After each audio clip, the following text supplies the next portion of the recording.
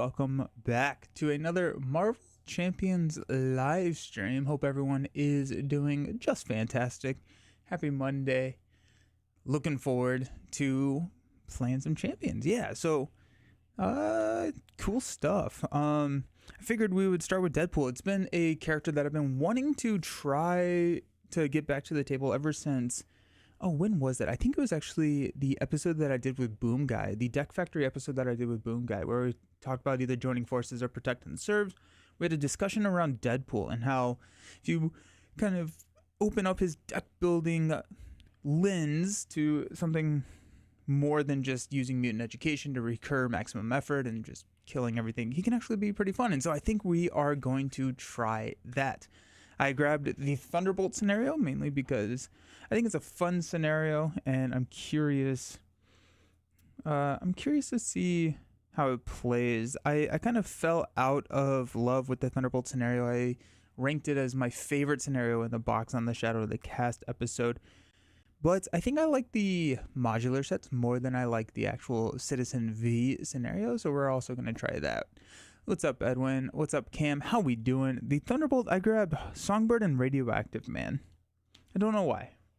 I think I just kind of picked them randomly. What's up, Knight? Been testing an X23 Godslayer build versus the Hood to get ready for Civil War. Has worked pretty good. So, oh, that's cool. Nice. That's really cool.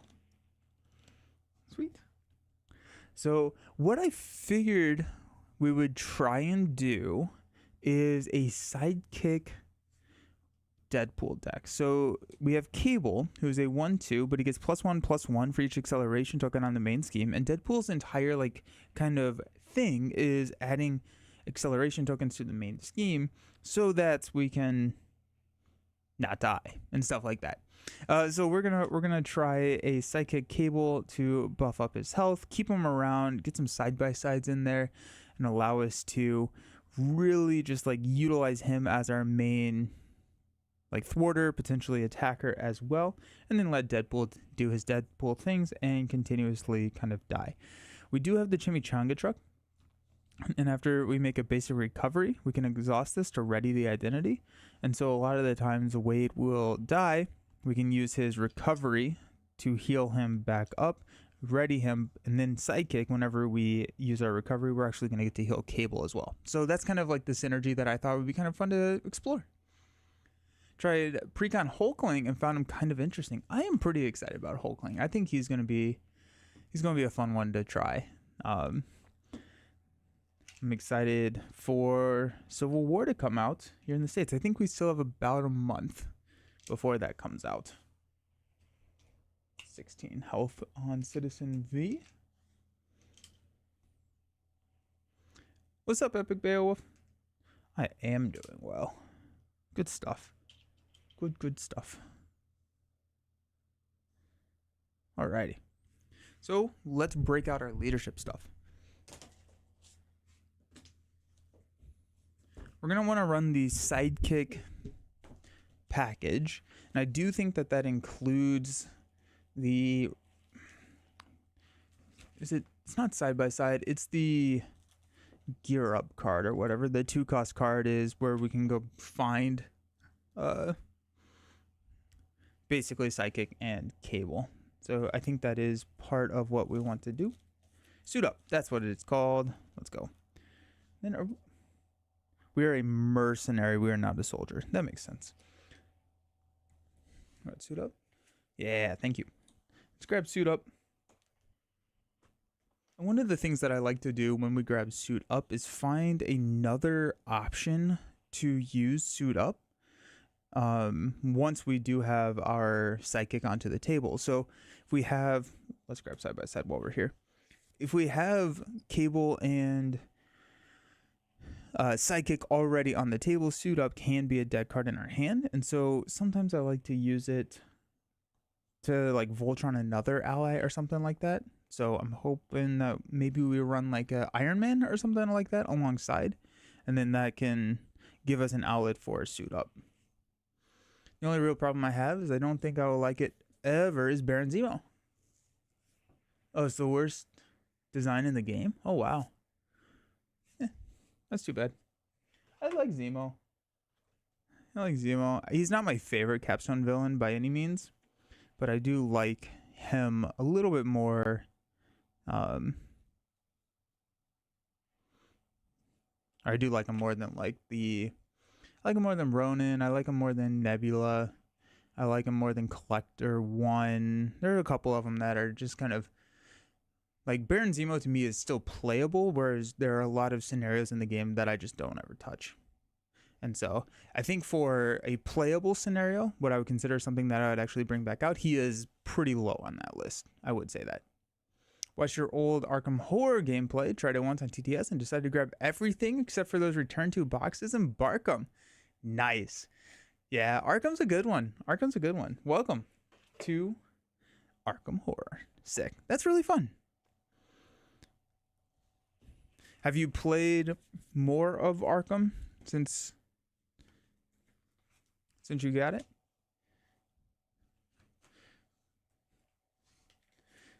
And when you played, did you do just the like Dunwich, or not Dunwich, the Night of the Zealot, the core box campaign?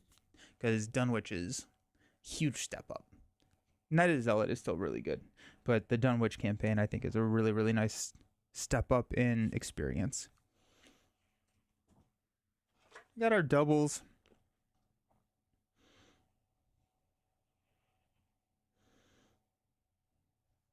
Trying to think of where I want to go with this build. So 2, 4, 6, 8, 10. We have 10. We have 15 cards left. We could just go with like a full Voltron type situation. I don't think we need a ton of chump blockers, mainly because Deadpool is our chump blocker. So we can use some of our let's grab Inspired. Let's use our deck space to just Voltron cable a little bit more, and depending on where we end up, we may throw in like a Iron Man or a Ronin or something like that, or a White Wolf. White Wolf actually could be kind of fun. It's another kind of Voltron target. As a Lovecraft fan, I have to stay away from Arkham. Collecting champions is hard. That's fair. That's very, very fair. So we got Inspired. We've got do we need a reinforced suit? We probably want a reinforced suit. It probably wouldn't hurt to have the reinforced suit.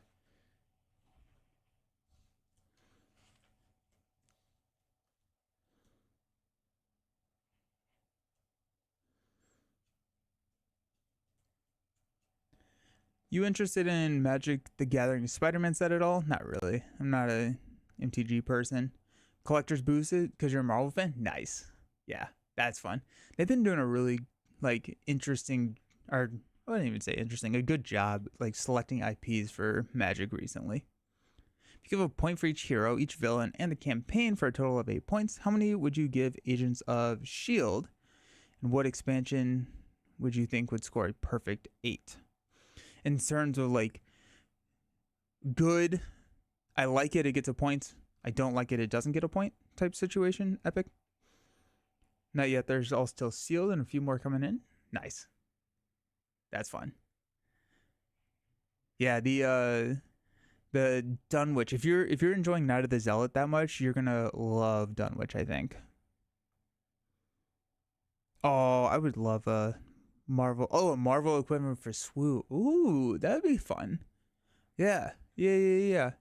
I've always thought about it in the opposite way, where I want a Swoo version, or like a Star Wars version of Champions.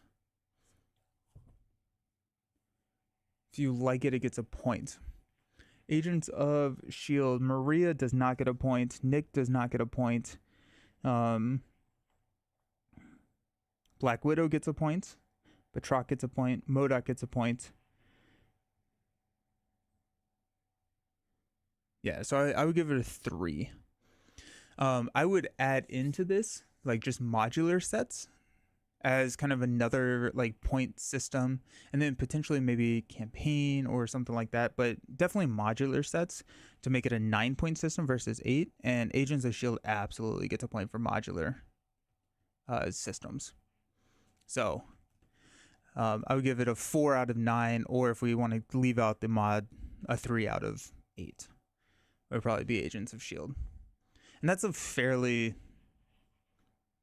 harsh, like, when I was giving points, it was fairly harsh in my mind. Which one would get a perfect 8?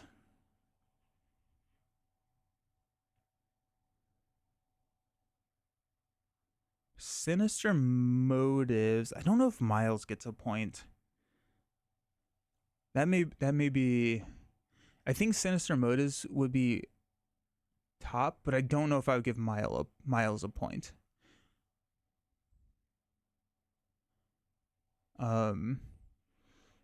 Next Evolution actually may be there. Domino Cable.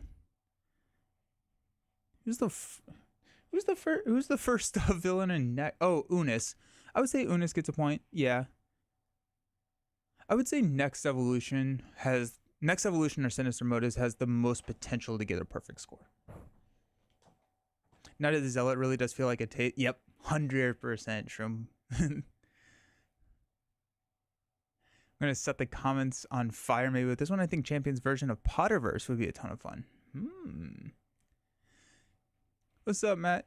We had a Loki event planned this Thursday on your LGS. I'm struggling with who to build. I had a ton of fun with Falcon, building like a Protect the Table Falcon. That was a good time for that. Morlock Siege. Second one is On the Run.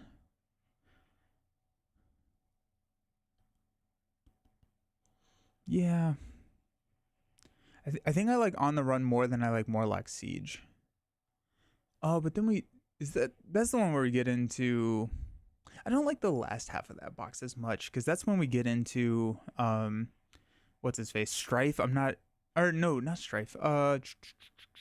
Mr. Sinister, then Strife. I'm not a huge fan of those two, so I don't think that they get the points.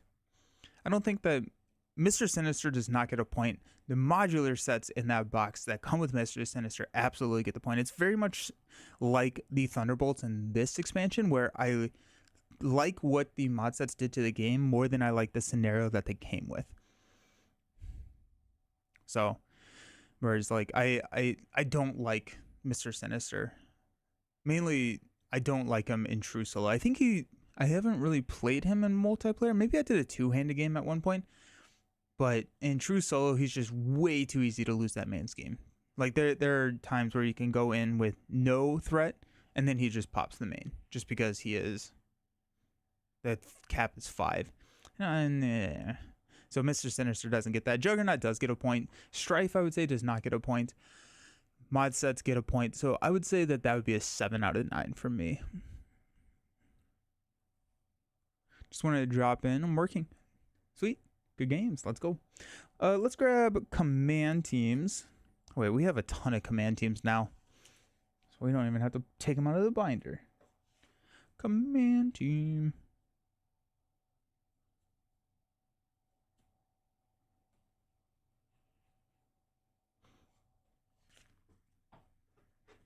I think we're already at the power on all of us. We got 2, 3, 4, 5, 6, 7, 8, 9 targets. So we're very close to the power on all of us kind of threshold. Maria Hill aggression. Interesting idea for a video. Go through all the expansion, gives points to see the end result. Did it personally. I surprised. Oh, okay. That would be fun. That'd be a fun video to do. Would be a fun video to do. Let's grab a call for backup.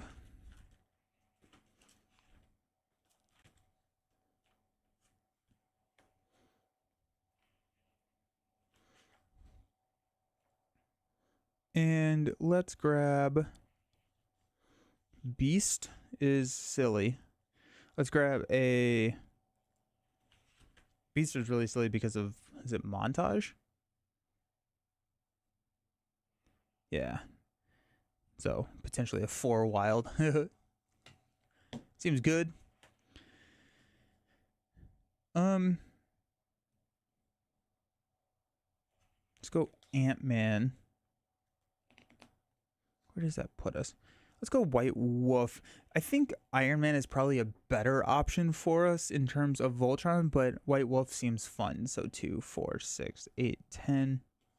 White Wolf is the one who does not take consequential whenever he attacks. He attacks. This is when my lack of lore knowledge comes in. 2, 4, 6, 8, 9. 6 cards left. Probably want to get some more allies in here. We do have Beast.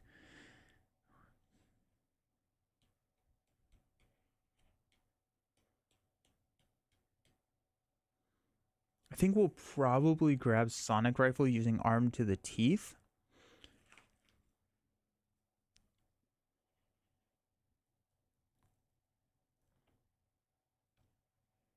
Is Cable... He is X-Force. So can we use Pixie? No, Pixie's only X-Men. Just kidding.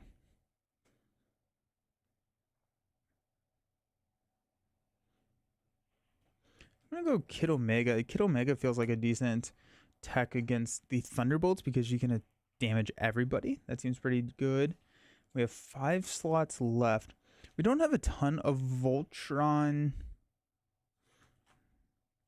upgrades in the deck, which we may not need too much, but what's up, Gorismo? What's your favorite Thunderbolt mod? I really like Joystick or Extreme Risk, the one where you get to make all these choices and you get to draw cards and stuff. I think that one's a fun one. Part of the Atom's also pretty cool. Just like, I blow up now. So Levi, how you doing?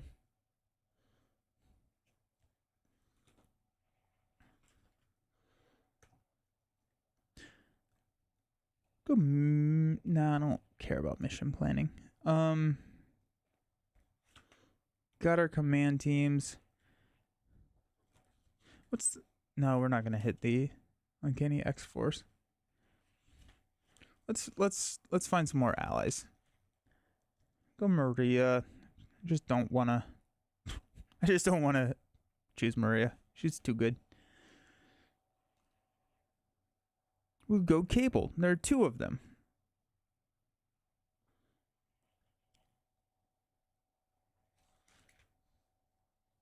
Falcon is... I kind of like Kalu, actually. Kalu being able to grab some of those, like, incredible Deadpool events. That seems pretty good. Is there anything that we want to do in Alter Ego? So we have, like, Mutant Education, which I'm trying to, like, stay away from that archetype just because we know how broken that can be.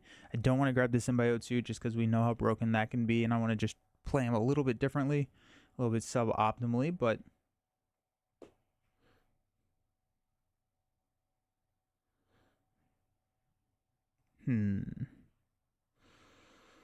anything else? Probably Moira. Moira is pretty decent since we're gonna be flipping down fairly frequently. Just because that's, you know, our forced interrupt is whenever we would die, we put an acceleration token and we flip instead. So I think Deadpool versus Thunderbolts. Yeah, let's go. So I think Citizen V. The more that I play, we'll reevaluate afterwards. But my initial gut reaction is the more that I play Citizen V, he is very, very gameable, in the sense that, like, minions and like all of this. But I love the Thunderbolt mod sets, and so when I said that Thunderbolts was my favorite, I think I was skewing more towards the idea of the Thunderbolt mod sets were my favorite rather than the scenario of Citizen V itself. That being said, we're playing, we'll see. No Symbiote suit, mainly because we know how good that is, and I'm just trying to lean away from him, just slightly. Let's go ahead and grab our Sonic Rifle, because that's what we're going to use with Arm to the Teeth. So we can have safer trips down. Moira. I guess I can look at the gray cards. I'm trying to, like, remember gray cards that I want to grab. I'm like, wait, hold on. I can just do this. He is X-Force, not X-Men.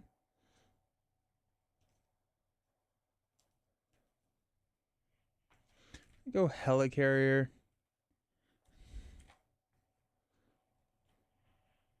Go Power the Atom and X-Jet. Yeah. Does we have a team up card, don't we? We do have a team up card for these two.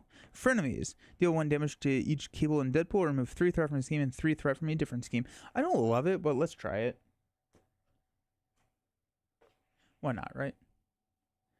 Definitely not going to be in this top half of cards that I grabbed.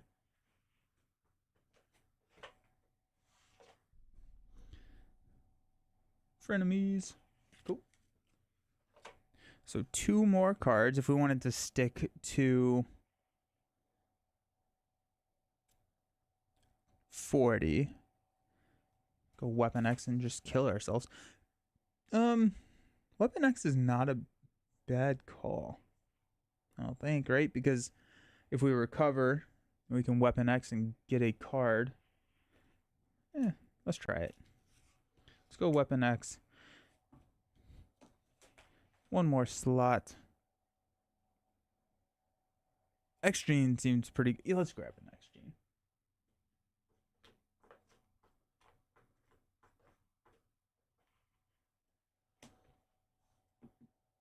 I don't think that it's gameable if the Thunderbolts you choose have enough power to put pressure. There are some Thunderbolts that aren't that bad. I think, yeah, there are so many cards that interact with minions that can kind of trivialize the fact that these are incredibly strong minions. I'm thinking like Spider-Girl, starting to confuse a minion, stuff like that. Whereas like the fact that they have the power level of the villain, but they can be affected as if they are minions, and knowing that you're always going to have one around is kind of where I was coming at when I was saying that it was kind of gameable. Now we haven't been doing that in this sense, and you absolutely don't have to do it. So that's what I think that's what we're gonna try and figure out if we like it today.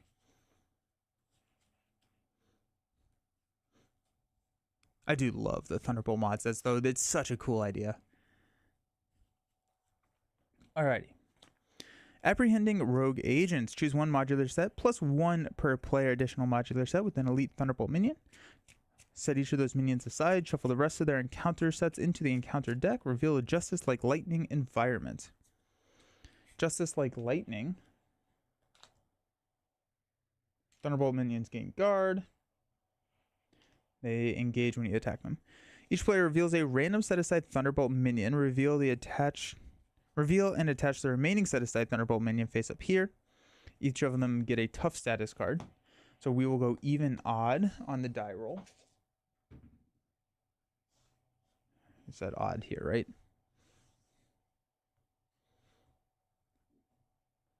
Yeah, and you absolutely don't have to play it that way, but my brain immediately goes to optimization, and which is kind of funny because that's what I like about Lord of the Rings. But I feel like when I'm playing Champions, I'm playing it a different way than I play Lord of the Rings. Lord of the Rings, I'm trying to solve a puzzle. Champions, I'm trying to build a cool deck that does something cool. And with Citizen V, if there's an optimal choice, which that's true for so many different villains as well, right? They're just optimal cards to run against different villains, right? You want to run a target acquired against Ronin. I don't know. I don't know why. I don't know if I can like articulate why it's less fun for me, but let's play. Let's see. Because we're definitely not building for this scenario. What was the other one? Like Professor X is pretty good against this scenario because you can stun the minions. I don't know. So after a player attacks the Thunderbolt minion, that minion engages that player. Radioactive Man has Villainous and Victory 1. After he activates against you, deal 1 damage to each character you control. Oh, I hate that. That's bad. Alrighty, he has 18 health. Then we have Songbird, who's Villainous Victory 1. When she activates, give her an additional boost card for the activation, and she's a 0/0. Justice Like Lightning Each player reveals a random set aside. Nope, just kidding. Thunderbolt backup. And we need a tough status card for both of these guys. Yep.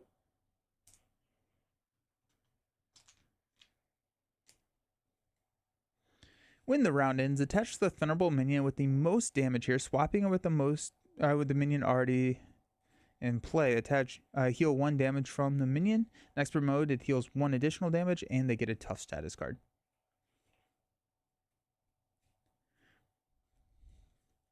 Which I'm thinking about it more, and I feel like I had the same issue with Taskmaster, mainly, right? You run one way or another, and Taskmaster becomes a breeze. And I've just stopped running one way or another, and I enjoy Taskmaster. So maybe it's the same situation where I was just like, okay, I just need to like not run it and just play it as like a scenario where I'm not running Spider-Girl and stuff like that, and it'll be fine. The only thing I rescue about Baron Zemo, the treachery that makes a hero from your... Oh, that's cool. Yeah. Unexpected foe or whatever that card is, that's a really fun card. Yes, totally agree. So we have to take out the radioactive men.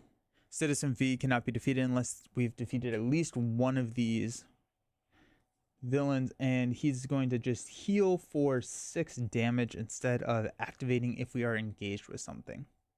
So that's kind of where we're starting out. Wade Wilson has a hand size of 6. We can discard a card from your hand, search your deck for a Deadpool event, and add it to your hand. Limit once per round. Cool. Let's see what we got. We got Meta Knowledge. When an encounter card is revealed, cancel all of its effects and discard it. Take 1 damage for each icon in that card's boost icon. We got Frenemies. We got a Genius. We got Arm to the Teeth, Montage, and an Ant-Man. I think we are going to...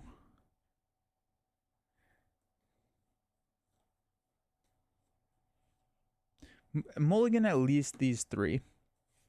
I'm trying to figure out if I want to mulligan Ant-Man. Ant-Man is such a good, just like, if I don't draw anything, I can just sink resources in Ant-Man, and then he'll be fine for a while.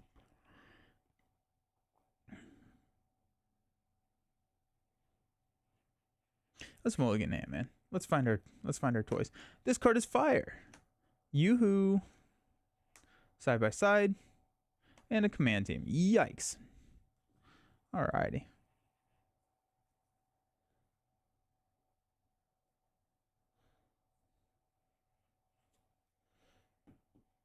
I could go find a card, which could be like maximum effort, where I could take damage to deal damage to like radioactive man, which could work, right? If I basic attack radioactive man, and then I take like 8 damage to deal 8 damage to radioactive man, he's gonna switch back, and Songbird's gonna come.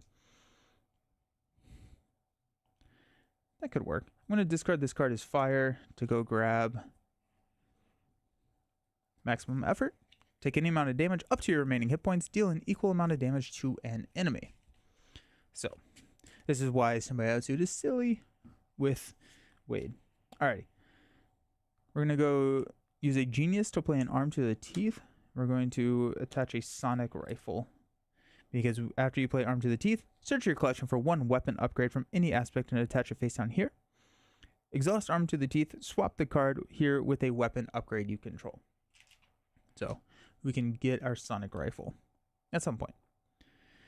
We are going to go ahead and use a Yoo-hoo and a side-by-side to play a command team. Just get ourselves ready for Cable to go crazy.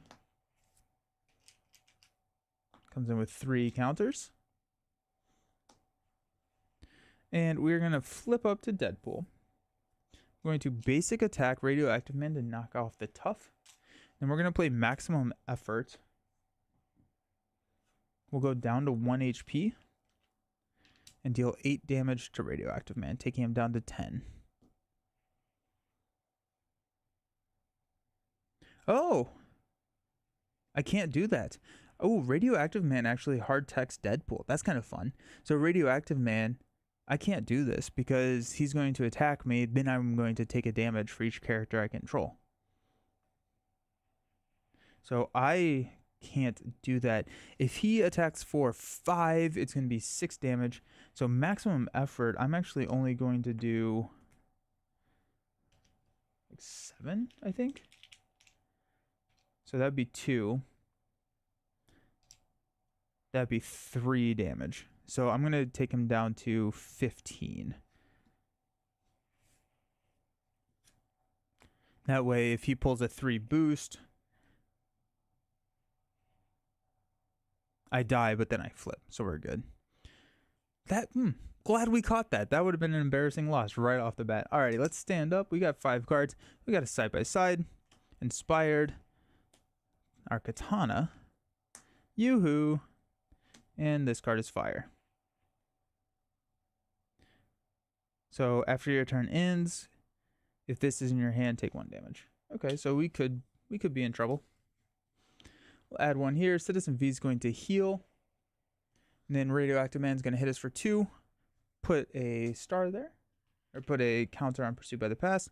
And then we take another damage. So we're going to go down to 2. Our encounter card, Sonic Bubble. When any amount of damage would be dealt to an enemy, remove an equal amount of threat from here instead. It's got a crisis icon and it comes in with 3 threat. Cool.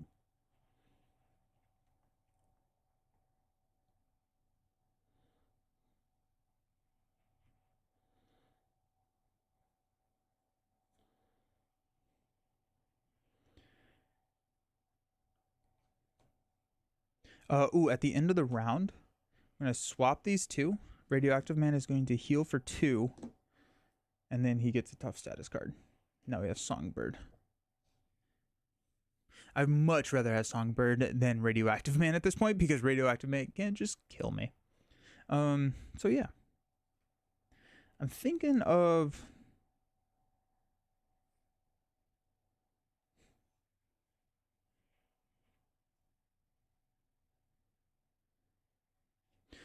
Let's go, this card is fire, and Yoo-hoo to play a Deadpool's Katana. We can exhaust Deadpool's Katana, take 1 damage, deal 2 damage with piercing, so we got 2. And then we're going to remove the threat from here instead of dealing damage to Songbird.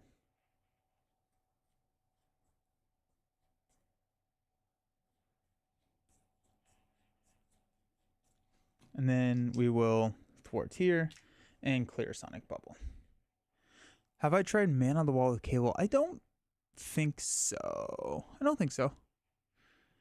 I like Man on the Wall though.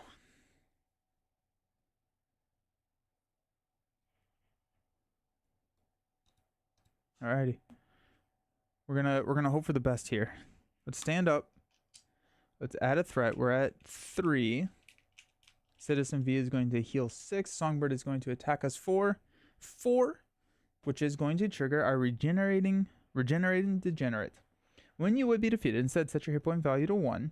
Change alter ego form. Add 1 acceleration token to the main scheme. Okay. Our encounter card is a Jolt. It's villainous. When defeated, place 3 threat. As a hero action, we can exhaust our hero, place 1 parlay counter on Jolt. If there are 3 or more parlay counters, remove Jolt from the game. She is not defeated. Alrighty. I never drew my hand. 1, 2, 3, 4, 5. Cool. Well, there's Sidekick, but we still don't have a Cable. We could go Moira.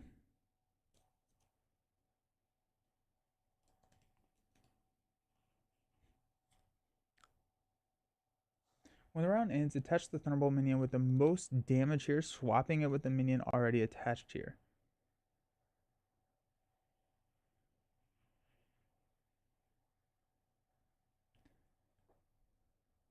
In this scenario, I don't remember. Do you swap even if they have not sustained any damage?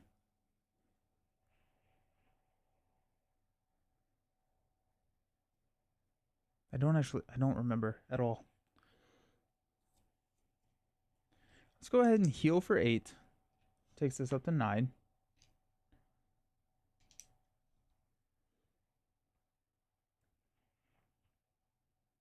You don't? Sweet. Thank you.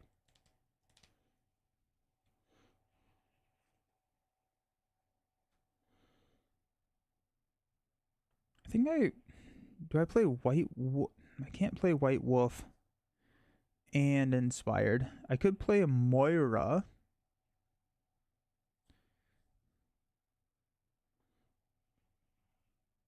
Which would draw me a card.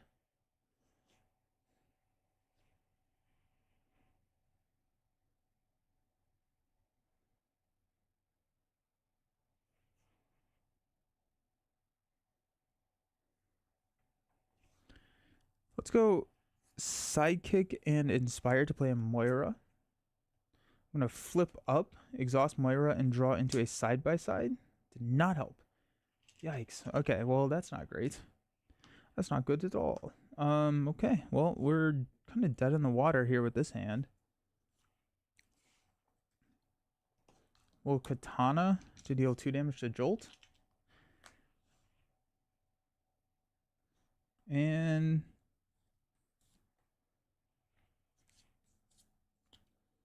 we'll Arm to the Teeth, swap the Katana with the Sonic Rifle, and then use the Sonic Rifle to confuse Songbird. Okay.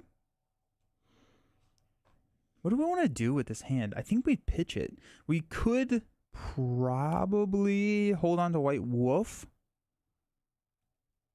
If you keep it and swap the one that has more damage, if the one on the Thunderbolt backup is the one that has more damage, you don't swap it. Got it. Okay. And if they have equal, you don't swap. I could hold White Wolf. I could be okay with holding White Wolf. Not holding side by side. We'll toss Beast. Yeah. Suit up. Nice. There's a Katana. It ain't over. Beautiful. And a Chimichanga truck. 2, 4, 5. Still no call for backup or cable. We're going to go up to 5 here on the main. Citizen V is going to heal a lot. Songbird is going to attack us for 2 plus a counter. Go down to 6. And then Jolt is going to attack us for 1. 3 total. So we go down to 3. Our encounter card is a Master Plan. We'll discard until we get a Coming Storm. When revealed, each minion engaged with the player clockwise from them. Two threats and a hazard. Alrighty. So actually, I think technically these swap now, right? When the round ends, attach the Thunderbolt minion with the most damage here, swapping it with the minion already attached here. Yikes. Okay, well that's a little scary, isn't it? Well, I don't know what to do about that. Do we lose? Probably not. I need a ally. I do have a White Wolf. So I can block Radioactive's man, attack with White Wolf, take 1 damage from the attack here. Songbird would then push me into Alter Ego. Okay. Yikes. So I do have to play the White Wolf here. Ah, that stings. Because then I don't have a card to play. It ain't over. Have I passed my other suit ups? I don't think so. Yeah, I've not seen any other suit ups. So I can use suit up. I'll be an Alter Ego. So, but I think that's the only way that I can really. I'm not exhausted. That's the only way that I can not die. So let's go White Wolf here. White Wolf is going to. Oh, and this heals and gets it tough at the end of the round. I don't like that. That's bad. I should not have attacked Jolt. White Wolf is going to thwart off the Coming Storm. She'll take 2 damage.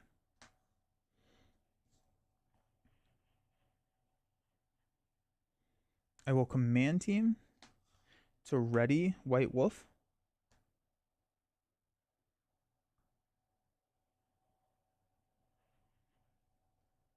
I will attack to knock the tough here. Nope, I'm not. That's not how I'm going to do that. I'm going to use Arm to the Teeth to swap the katana in for the sonic rifle.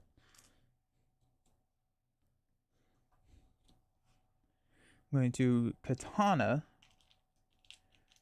here to piercing attack here for 2. Take him down to 15. Oh, actually, he should have been at 18 because I forgot to heal him last time. So he's down to 16 now. Okay.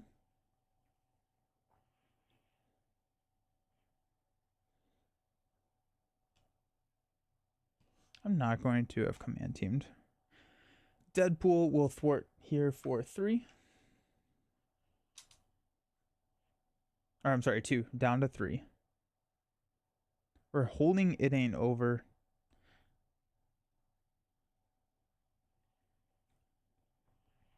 White Wolf will attack here for 2. Take him down to 14.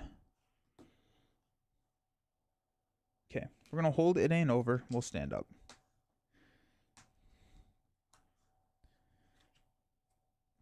Call for backup. Command team. X-Gene. Cable. Nice. 2, 4, 5. We're going to go up to 6. Citizen V is going to heal. We're going to go... Radioactive Man is going to activate first. We're going to block with White Wolf. It's going to be 2 plus 3. Nice. That's going to knock out White Wolf and deal 1 damage to each other character we control. And then Songbird is going to attack us for 0. Give the activating enemy an additional boost card. We're going to add a pursuit counter here. And it's enough to knock me out. Add an acceleration token and flip me to alter ego. Encounter card, tap in, engage the Thunderbolt minion with the least damage that is not engaged with you. That minion activates against you. Alright, so Jolt is going to come in, and then Scheme for 0, plus 0, but we do hit... This is not good. This is not good at all. The Butler and Involuntary Procedures. When Butler schemes, place that threat on Involuntary Procedures if able. Voluntary Procedures, after Deadpool takes any amount of damage, place 1 threat here. If there are 10 or more threat here, remove this card from the game. Okay. Yikes. Not the finish he had hoped for. Then Radioactive Man is going to go back here. And we have at least a turn. Okay.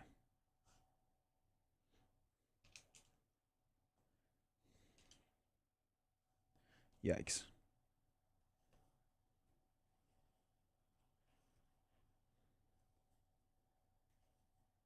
We can get rid of Involuntary Procedures fairly easily. Place 1 threat here, 10 or more threat, remove this card from the game. Deadpool is hard to play outside of the pool aspect. He can run basic really well. You run like Symbiote Suit, Endurance, Mutant Education, and then use his Break the Fourth Wall ability to recur maximum effort, and then you can just one-shot villains. Which is pretty crazy. Okay. Is there anything that we want to do in Alter Ego? We could play X-Gene. That would be the only thing that I could see us doing in Alter Ego. I'm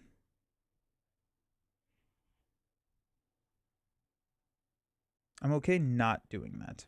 I think I want to play Cable. Cable then has a 3 thwart, which could clear call for backup to get another ally in play, which could be really nice. Which could be Beast, actually. I think I need to heal. Do I? Yeah, I do. I need to heal. So we're going to go up to 9.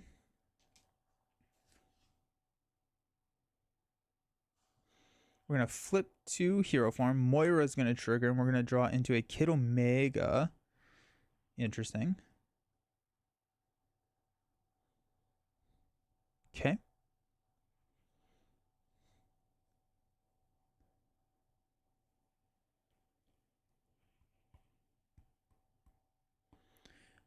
We got X-Gene and Command Team.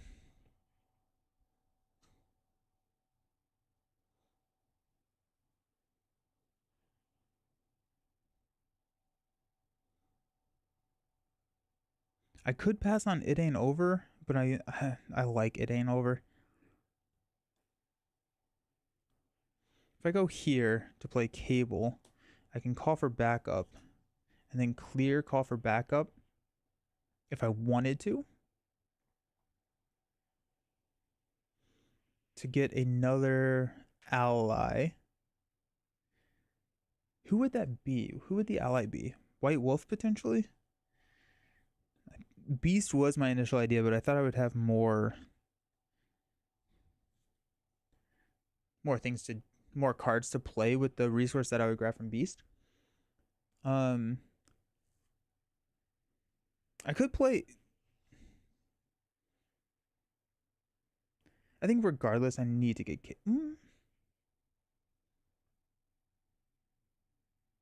Yeah, I think regardless, I need to get Cable onto the table. What if I don't go call for backup? If I just go It Ain't Over? And we hit call for backup later.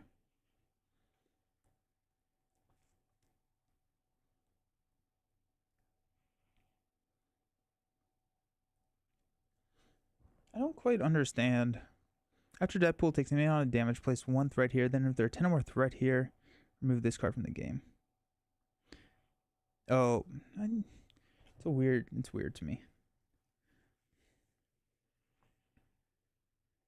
Is his economy? That could be fair.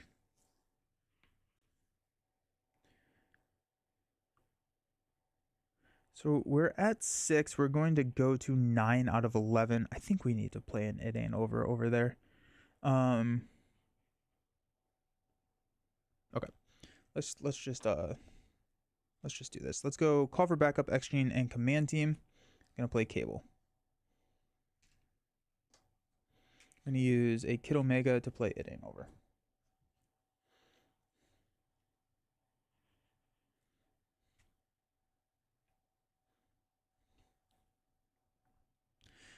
We're going to take enough damage to clear this. I think, right? Like, we're going to take 1, potentially, probably 3, 7 damage, which would be well enough, or way more than enough to clear involuntary procedure. So I don't need to thwart that. It Ain't Over raises the threat cap by 2 for each acceleration token. So this is now at a 15. So we're a little bit safer there. Cable could thwart there. Cable could spend his time taking out like Butler. Or actually Jolt. That seems pretty good actually. If we use Cable to take out Jolt. Is there a chance that we don't get rid of involuntary procedures? Probably not, because we're going to be at 7. Songbird's going to hit us. And if not, Butler's going to hit us. Yeah. Okay, so let's go Katana to go here for 2. And Cable is going to take out Jolt, which is going to place 3 threat here, which is not great, actually. I do have a Command Team, so I can ready Cable and fix that. So Cable takes the consequential damage, and then Jolt is dead. Very cool. Nice. Makes me feel better. We're at 9. We're going to go to 13 out of 15. Let's go ahead and just Command Team to ready, and then thwart for 3. Take this down to 6.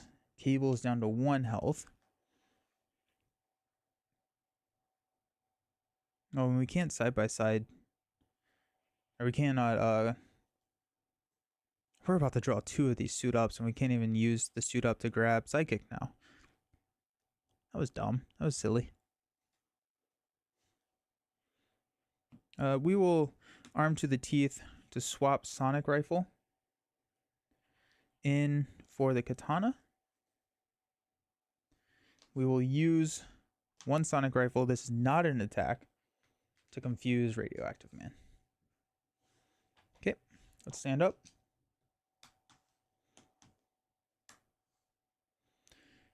We got a maximum effort, suit up, strength, energy, command team. Ugh. Talking about percentage, how many games do you think you play with standard 3 and standard 1? At this point, I'm playing 100% of my games with standard 3.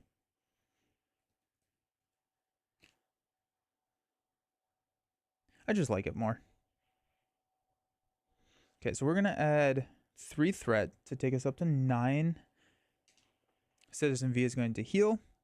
We got Songbird attacking us. 4, 0. Oh! Attach this to our identity. Treat your identity's text box as blank except for traits. Okay, so that could just straight kill me. And then I am stunned. You're already stunned. And then I take 1 damage.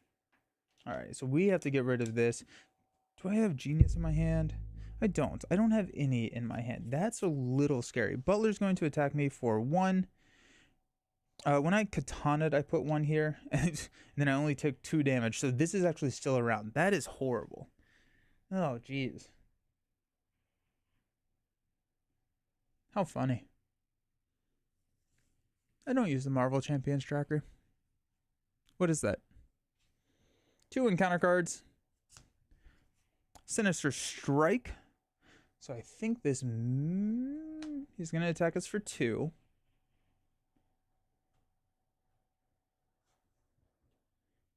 I think we can take it. 4 total damage. We're going to go down to 2. We have to be really careful because this is not active right now. Then runaway nuclear reaction. After a radioactive man is dealt any amount of damage, place an equal amount of threat here. Then if there are 10 or more threat here, deal 10 damage to each character and discard runaway nuclear reaction. Which can be kind of fun with Deadpool. Okay. He's going to heal up to full.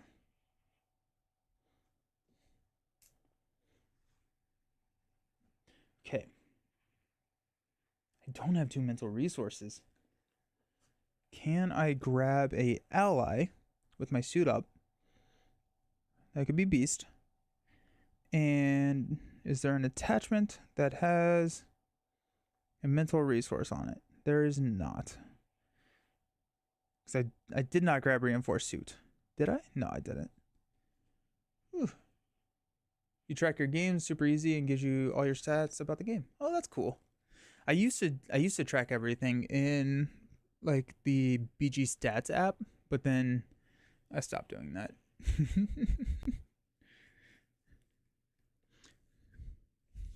That's cool. That's fun.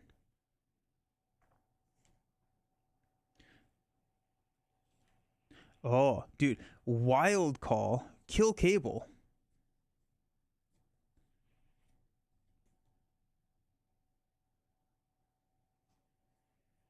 Yeah, what if we just kill Cable? We suit up to bring Cable and Sidekick back. Yeah. That would do. That would be awesome, actually.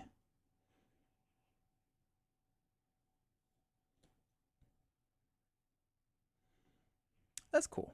That's really, really cool.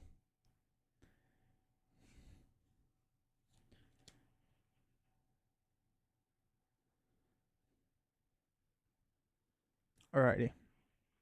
How do we do this?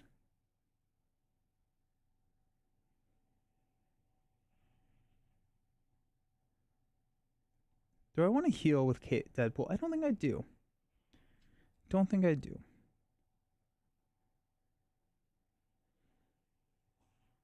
Okay. So Cable. That. Oh. This is a little scary. Oh, we're going to be able to pull Cable back, and he's going to be able to thwart that. So Cable is going to thwart 3. Deadpool is going to thwart 2 to clear and runaway nuclear action and get the crisis icon out of there. That's going to take Cable out. I'm going to flip down to Alter Ego. I'm going to use an energy to place Suit Up to grab Cable and Sidekick.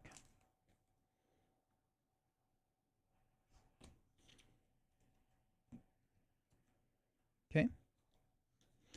Then we are going to use strength and maximum effort to play Cable. Command team will play a Sidekick. Cable's back. And then Cable is going to thwart 3 off of here. The next round, we're going to have Cable thwart or attack first. Then we will heal and heal the damage off Cable. Oh, that's really cool. Yeah, I did all of that through BG Stats as well. But since it's game agnostic, I had to like load in each one individually. That's cool. Is it like a web-based app or is it a app? We're gonna arm to the teeth to swap the katana in. Mainly just reloading the sonic rifle charge. Okay. Stand up. We'll draw Kalu, suit up, exhausting personality, weapon X, get an encounter card.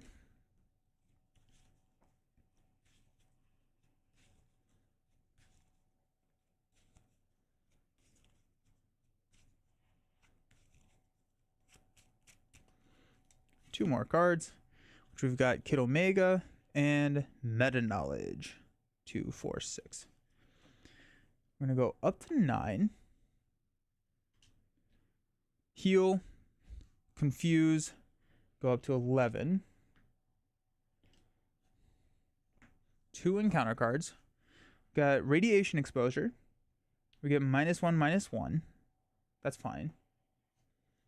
And down but not out. Choose a random Thunderbolt minion from the victory display and reveal it. Place 5 damage on that minion until it has 5 hit points remaining. Then remove this card from the game. If none of them enter play, we're going to Surge. Power the Atom. Find Radioactive Man and reveal him. If he's already in play, he engages you. He activates against you. Uh-oh. Uh-oh. Well, we don't die, which is not... Oh, he's confused. Sick. Okay, perfect. So he's confused. Oh, good call. And then we're going to send Radioactive Man back to Thunderbolt backup. Bye-bye. Get him out of here. Well, that potentially would have lost us the game. So that's good. Thank you, Sonic Rifle. I appreciate it.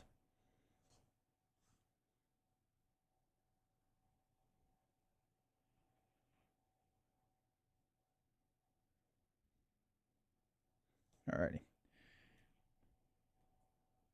We're going to exhausting personality and meta knowledge to fulfill the 2 mental resources to get rid of that. Cable is going to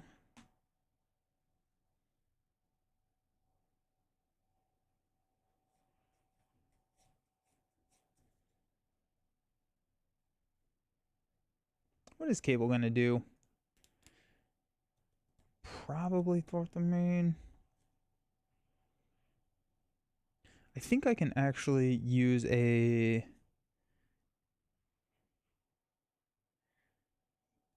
Alright, yeah, okay. So, yeah. Cable's going to thwart the main. I'm going to use a maximum effort to take out Butler.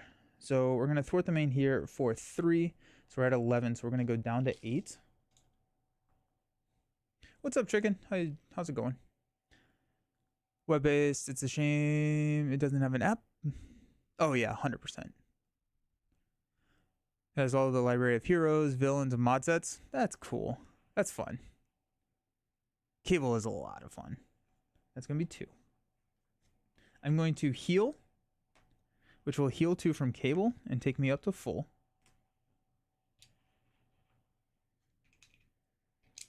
I'm going to discard Suit Up to go grab a maximum effort.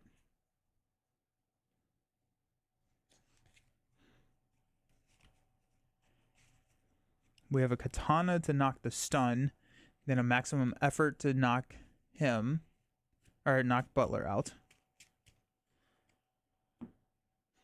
Recently played Falcon Pool against Thunderbolts with Songbird and Joystick. Head pull clean all. Oh, that's cool. Nice. That's awesome. That's really fun. Do we want a weapon X? Yeah, I think so. Right? So Kalu will play a Weapon X. We will use Weapon X, take a damage, and then discard until we get a identity specific card, which is this card is fire. We're going to flip up to hero form. Moira is going to trigger and draw us into another this card is fire. Beautiful. We will Deadpool Katana, take a damage, remove stun. We will maximum effort to take 3 damage, taking us down to 4 to take out Butler. Then we will discard his fire. This card is fire to play Kid Omega. We don't have any resources to spend when we bring him in, but we are going to go ahead and have him thwart here down to 6. It's going to be 1 damage there.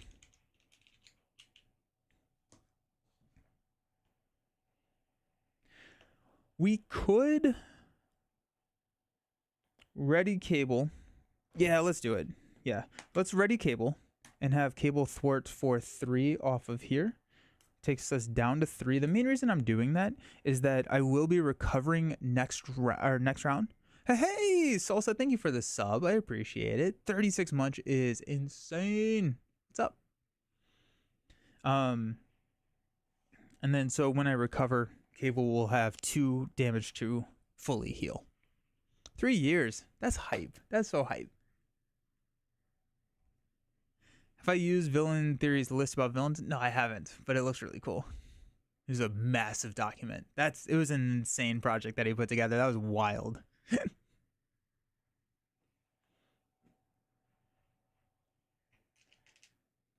We will Sonic Rifle.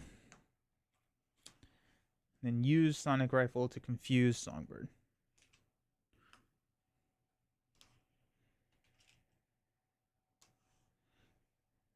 Okay. Stand up. It's weird to be like, I hope Songbird kills me. We'll draw into a command team. They suit up. Yoo-hoo. Beast. Suit up. Wow.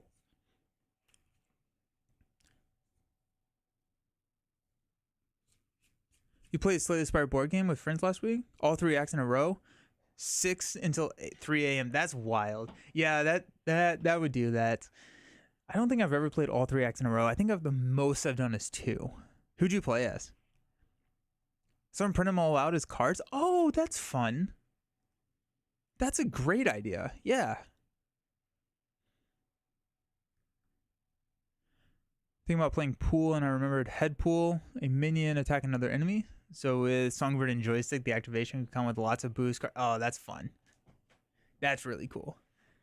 And then because head pool has the amplify icon on it, then the boost cards even get more sick.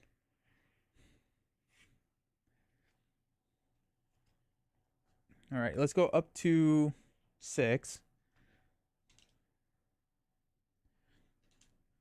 Citizen V is going to heal. Songbird is going to hit me for 4. Perfect. We'll flip. Go 1 damage there. And 1 acceleration token here. Now we cook.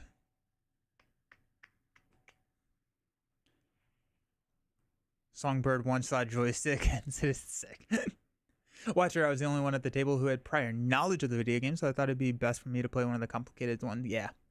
Which I think Watcher in the board game, they did a good job of kind of normalizing her back down. I still think she's the most complicated, but I think that she's relatively more complicated in the video game than she is in the board game.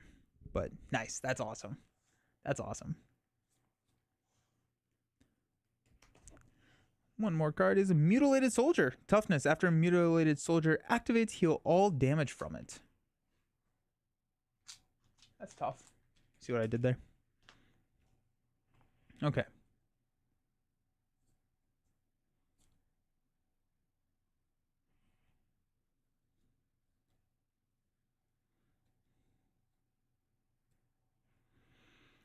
What are we doing? It's a great question. It's a great question. So,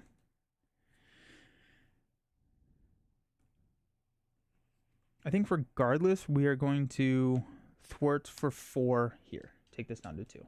I think that's because we're going to heal here, and then go up to full health. Okay, so that's easy.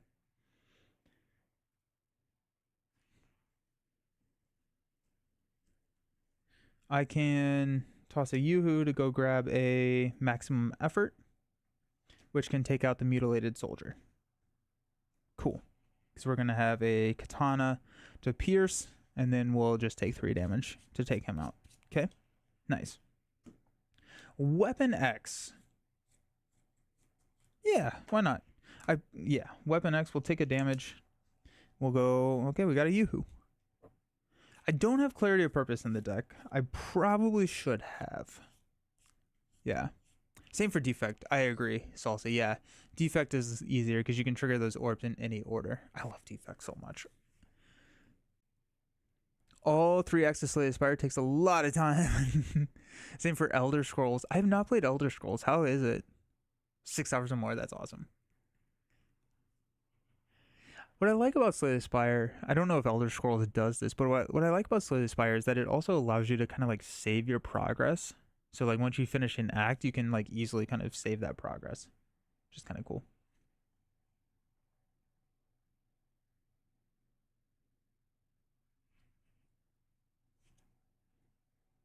I think my issue with playing Beast is that I can grab a 4 resource card.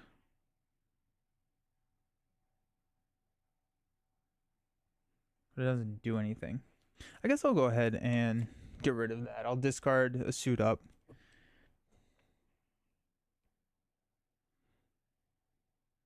So I don't think I'm going to be playing Beast.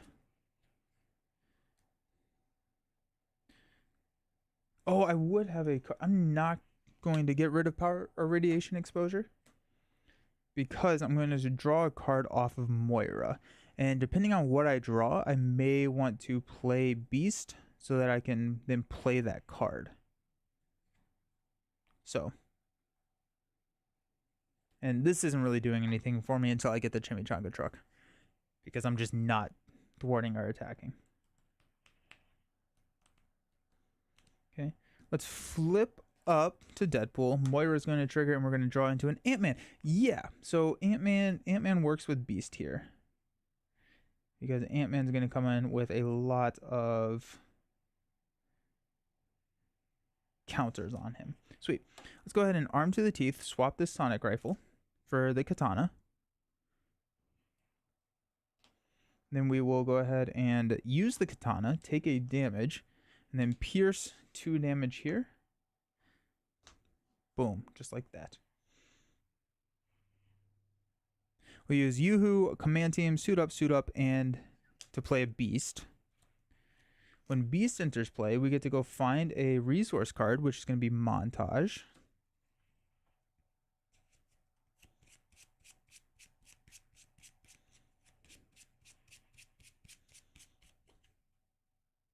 Oh, you can save after every session too. That's the Chip Theory one, right?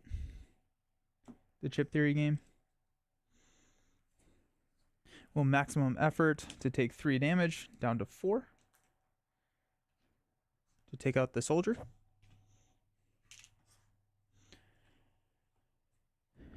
Kid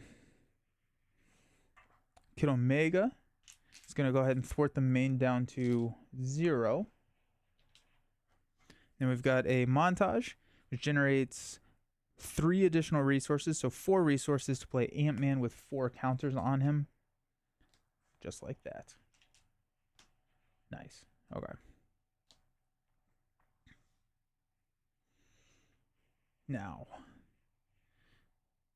I think we only have 2 maximum efforts in this deck, right? It is? Okay, yeah. I've seen that game. It looks epic. It looks epic. Okay. So can we take out Radioactive Man in one go? If not, that's fine. We can probably just tag him with the Confuse and be okay. Hey, David. Watching for a while and never commented. Welcome. Took a break and now everything for the game. I'm trying to go back to heroes I've never played. What do you think about Star-Lord? Star-Lord's a lot of fun. What I will say about Star-Lord is you do not have to use that what can go wrong ability every single time. Thanks for all the great videos. Oh, yeah, thank you. Yeah, you don't have to use that ability every single time. It's going to be very tempting to, but probably not worth using it. But it is a ton of fun. If you want like a really OP deck for Star-Lord, if you go leadership and you go Iron Man, put Honorary Guardian on Iron Man or actually you don't, because he becomes a Guardian with Star-Lord's ability. And you run Guardians of the Galaxy, the team up card.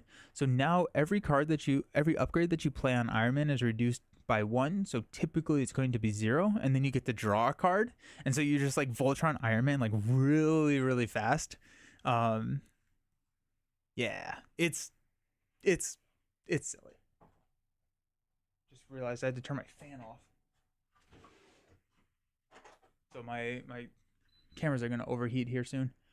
But I did a video over the weekend where I used like a fog machine to create like an aesthetic, and the fan blew all the fog everywhere. So I had to turn it off. I just realized it was off.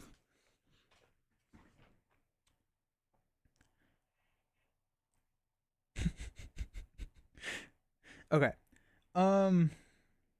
Radioactive Man. So we're going to have 5, 10.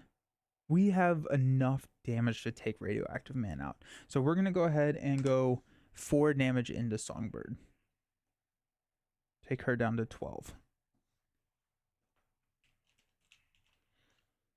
Did you use the Pub Meeple for the list of Marvel Champions? I did. Yeah. I did a long time ago. I don't remember exactly how long ago that was, but I think mutants were out. Yeah. I did it as a video. I did it as a stream. It was a long stream. It took forever. It was a good time. Alrighty. That's good. We're going to stand up.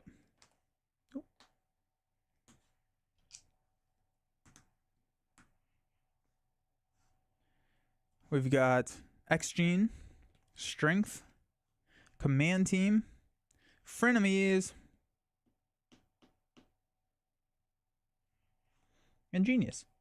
I've been drawing my doubles when I am only drawing 1-cost cards, and then I am drawing all of my expensive cards without any resource. It's been wild.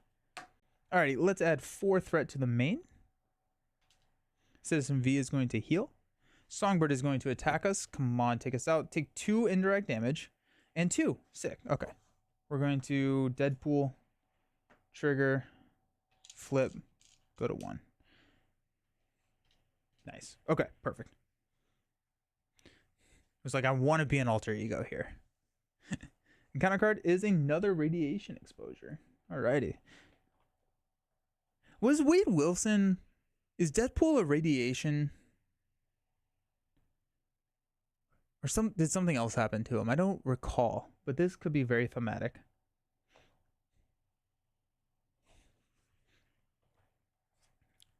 Alrighty. Nice.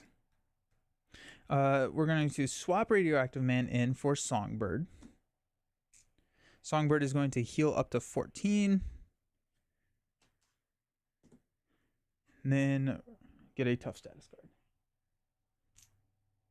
Cool.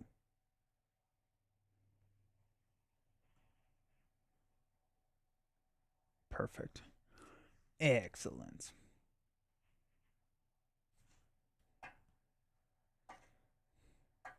Oh, I'm going to have to run one of my attacks into the tough. I did not think about that because I'm not going to be able to use the katana to take out Radioactive Man. I guess I could. I just lose out on the healing of Cable, which is not the end of the world. I wanted to activate Cable first so that then I could heal the damage off Cable, but he has 5 health. I think we're going to be fine. So, yeah, let's just go ahead and heal. Let's go up to 9. We're not going to trigger the radiation exposure stuff. Okay, perfect. Let's weapon X. We got side by side, side by side. Call for backup. This is sad. Energy. No, White Wolf. No. Is there a chimichanga truck? Okay, well that worked. We got a genius to play a chimichanga truck.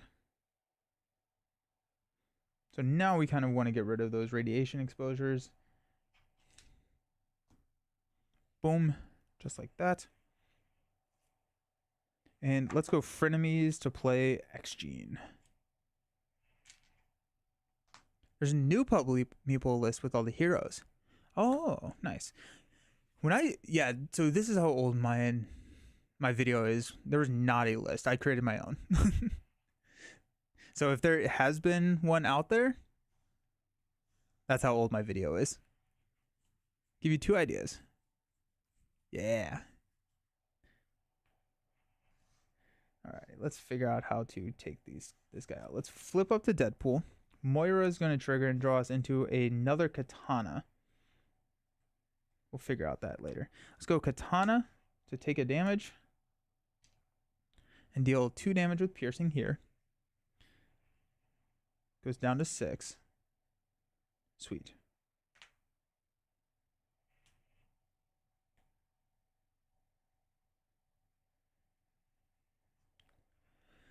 Cable's going to attack for 5, 7, 9. Take us down to 7.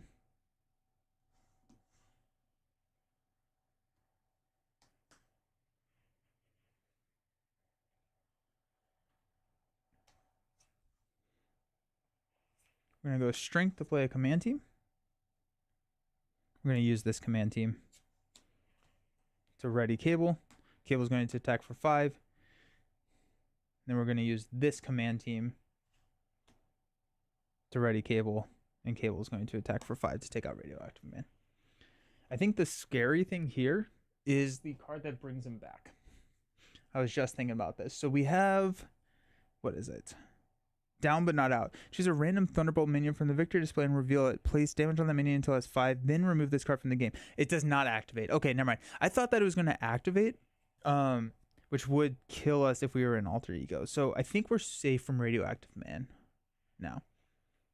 Lara, off the top of your head, who are some of the most fun heroes to play in your opinion? I like Domino. I like Miss Marvel. Those are some of my top 2. They're just like really fun to sequence and everything. I like Falcon, or not Falcon, I'm sorry, Shuri a lot. Like Shuri a lot. She's another really fun sequencer. I've always enjoyed Quicksilver. There's a lot of good heroes out there. A lot of really fun heroes. We're at 3 damage here, actually, with Cable.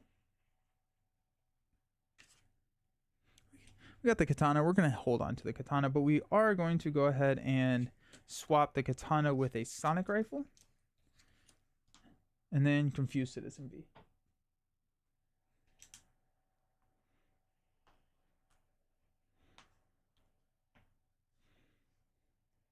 Okay. Let's stand up. We got the katana, an inspired, an encounter card. Get Cable to be inspired now. He's going to be attacking for 6. Kind of wild.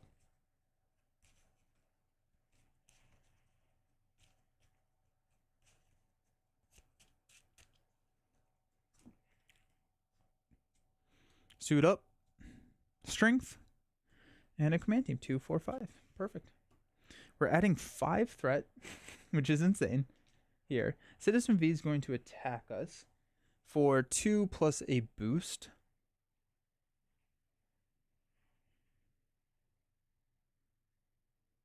I should have chumped with Beast. Actually, you know what I should have done is when Radioactive Man had 2 health, I should have readied Beast using the command team, not Cable, and then knocked Beast out so that I could get him in the reshuffle. That would have been much smarter than throwing another damage on Cable. Bummer. Alrighty, so 2 plus 1 is 3. Go down to 4 health. We got 2 encounter cards. Miss Marvel always comes to highly recommend. Oh, she's so much fun. Miss Marvel, yeah. So she just like changes the game with events, and she's a ton of fun. because she can like recur the events and then like change the value of events with some of her upgrades. It's a good time. Hey, down but not out. Choose a random Thunderbolt minion. Reveal it. Place damage on the minion until it has 5 hit points remaining. All right. It's back. 5 hit points remaining. Then drawing near. Cool. So at the end, we're going to swap Songbird for Radioactive Man. Radioactive Man is going to heal for 2 and get a tough status card.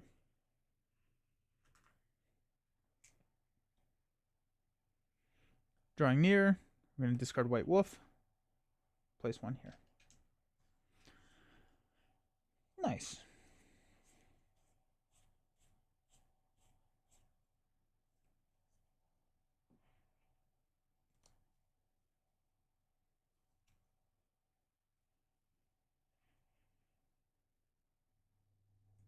What'd you say is your average runtime every time you sit down and play one scenario? Typically, when I'm playing a scenario true solo on stream and I'm building a deck, the deck build plus the game usually takes around an hour to an hour and 20 minutes. 20 or so of those minutes are deck builds, so I would say 40 minutes to an hour. If I'm playing by myself, it's more like 15 minutes. If I'm not streaming, it's typically around 15 minutes. I guess like I have, you can see what my BG stats, I did stop.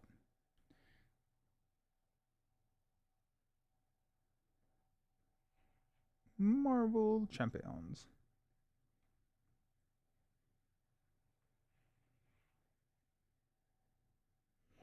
I guess this only, one player count. Okay, so 1 player count, I logged 584 plays. The average time was 32 minutes. So, which makes sense. If it's 15 minutes when I'm not streaming and about 40 minutes to an hour when I am streaming, that average is about out. Yeah, so. But when I'm streaming, it takes a lot longer to do everything. Just because I'm talking through and stuff like that. Okay.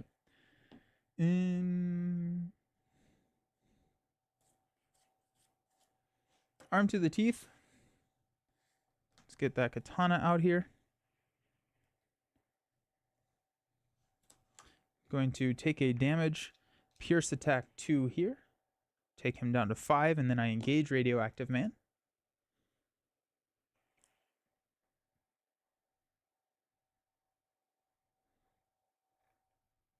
Cable still has 2 health left. So Cable will just go ahead and take out Radioactive Man.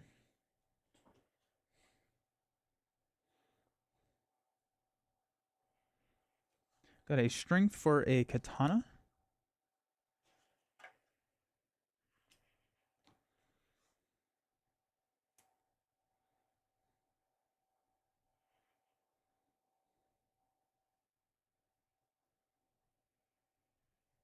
Shoot up, we'll play an Inspired on Cable.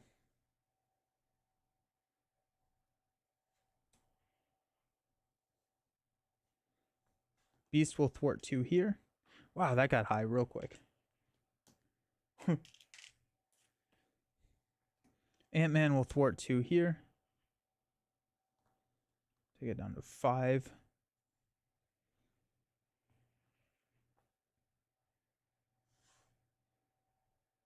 I'm going to flip down to Wade Wilson. I'm going to discard Command Team to go find... What do we want to find? Let's go Meta Knowledge and discard Meta Knowledge to get rid of Drawing Near. Average 25 to 30 minutes alone.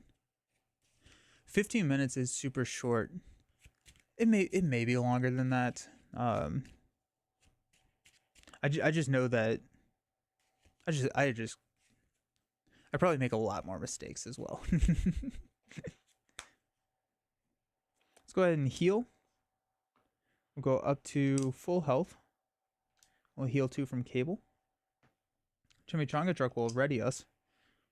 Weapon X will deal a damage. We'll discard as fire. Then we will heal again, taking us to full health and fully healing Cable.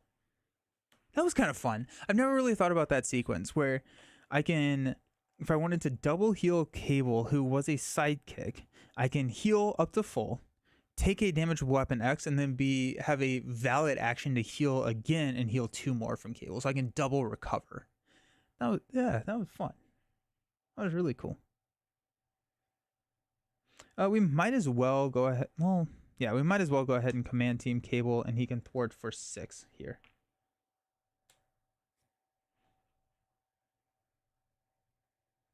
Alrighty, this card is fire. I'm going to discard. Mainly, I won't have any sustained damage, or enough sustained damage to justify playing the card. Stand up. We've got a montage. A Yoo-hoo, side by side. Beautiful. Okay, let's go. Command team.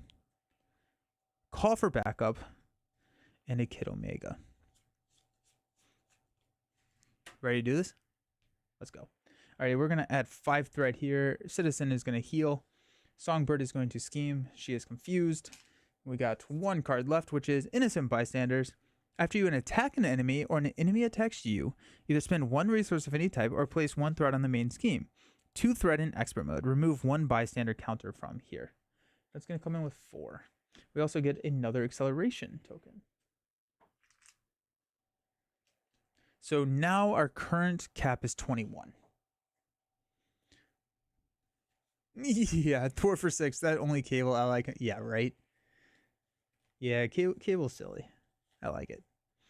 Songbird is going to go back here to Thunderbolt backup. And we don't have to deal with Songbird anymore. I think actually we can...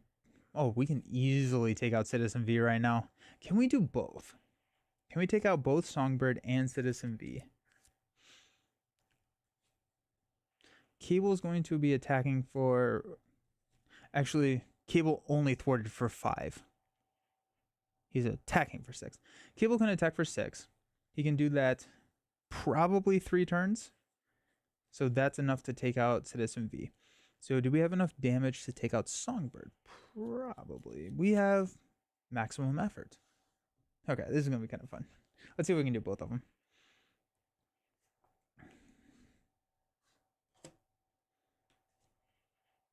Alrighty, nice. We've got... Cable is ready.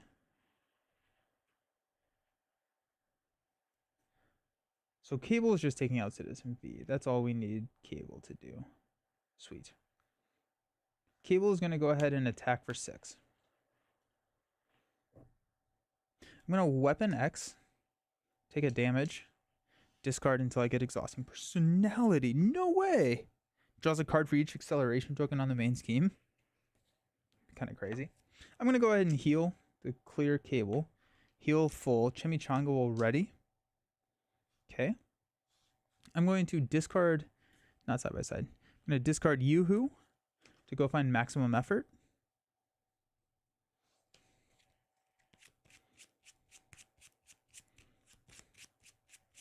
Okay.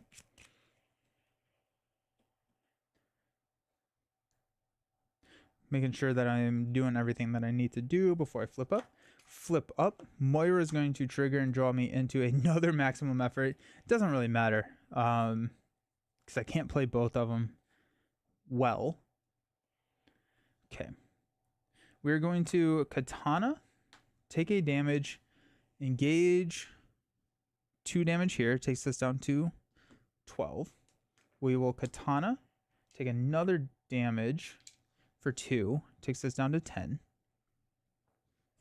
We will maximum effort. We will take 6 damage to take us down to 4.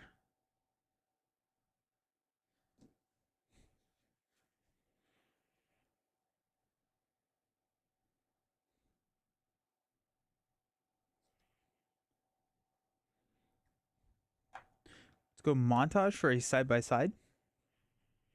Ready your Sidekick.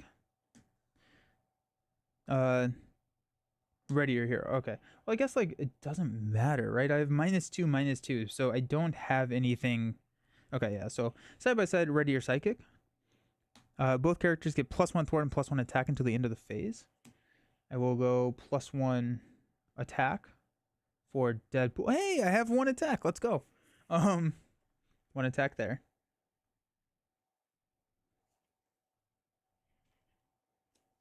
Four damage. How can I do 4 damage? Ooh, actually, before I play side by side, I'm gonna play Exhausting Personality, exhaust Deadpool, and then draws 5 cards. 1, 2, 3, 4, 5. Then I play side by side, and I get to ready and ready. Now we're good, because we can play this card as fire to deal 8 damage here to Songbird, and then Cable can attack. We can command team and attack again for 6. Yo, that was fun. that was kind of wild. I guess innocent bystanders. Anytime you attack, so that would have been 8 threat on the main. So we would have still been fine. So yeah, we would have just placed 2 threat on the main each time we attacked. And we're up to 13.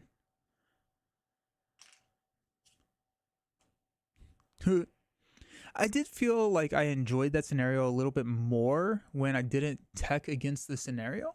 And so that is nice to know. Deadpool was also fun when I didn't just go straight optimal. I did like the Sidekick Cable build. That was a vibe. That was really cool, especially with the Chimichanga truck being able to recover, because he wants to recover regardless. And so that's going to heal Cable and keep Cable around. I would probably cut out frenemies. I don't think it's a good enough card to even run, even if he is on the table from turn 1. Maybe in Venom Goblin, when you know you're going to have more than one scheme with threat on it, but it's whatever. Nice. That was cool.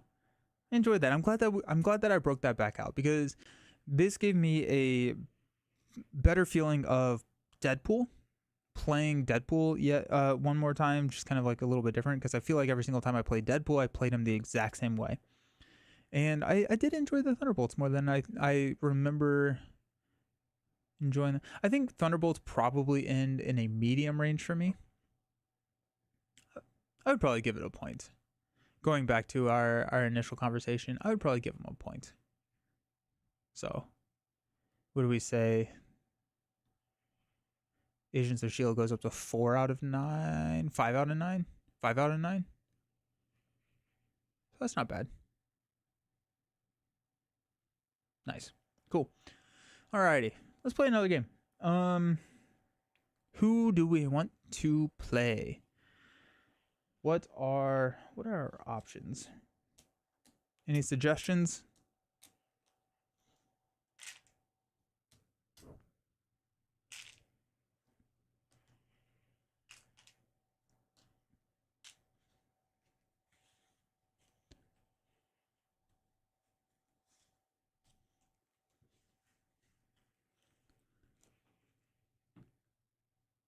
Five out of 9 sounds like a 7 out of 10. It does, yeah, it does, doesn't it?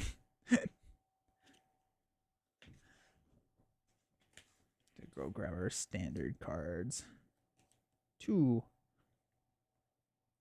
3, 4, 5, 6, 7, 8, 9, 10. Magic. I would love to play Magic. I haven't played Magic in a hot second. Let's do Magic. Sweet. I'm going to go to Be Right Back. I'm going to grab Magic against Unis. All right. Sure. All right. I'll be right back. See y'all soon.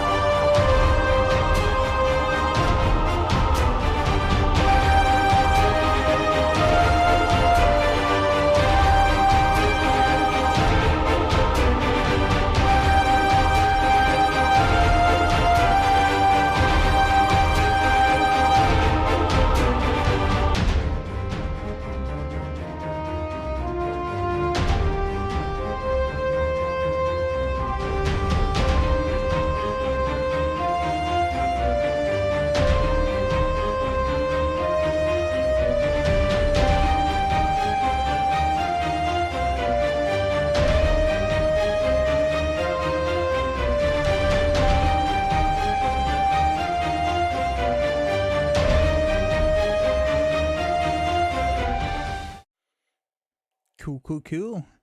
We're back with Magic against Unis. So Magic and Unis. I have not figured out. This is Deadpool. I have not figured out what aspect I want to run yet. I like Magic though. Magic's fun.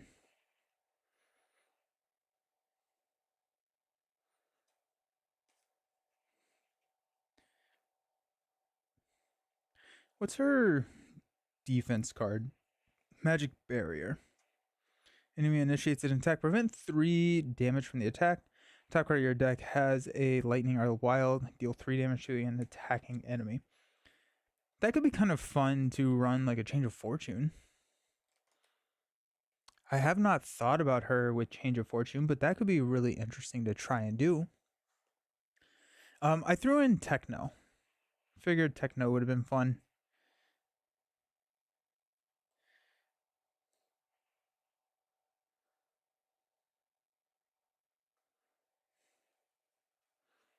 And then the Infinites, which is a required mod set. A Protection Magic seems... Let's try it. Let's try a Change of Fortune Protection Magic. And then we can lean in... Oh, no, this is going to be really cool. Because when you change to hero form, choose a spell in your discard pile and put it on top of your deck. Is Magic Barrier a spell? Sick. Ready for a fight. So we can end our turn in Alter Ego. Ready for a fight. Trigger this interrupt to put Magic Barrier and then always hit Magic Barrier every turn. Oh, it's going to be sick. Okay, cool. Yeah, let's absolutely do that. Oh, that's going to be fun. Cool. I think I talked about this in one of the videos, but I've never actually played it. I talk a lot. Alrighty, so we want ready for a fight.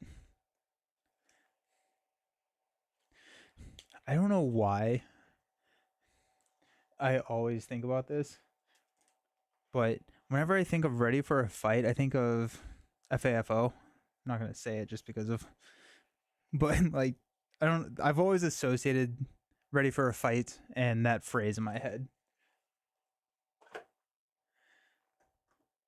Practice plan. I love Ready for a Fight. Ready for a Fight is my favorite card that's been printed in a long time. Yeah, we'll grab. We don't want to X against Unis. We don't want to be blocking. Practice plan. Practice plan. Let's grab a Flow Like Water.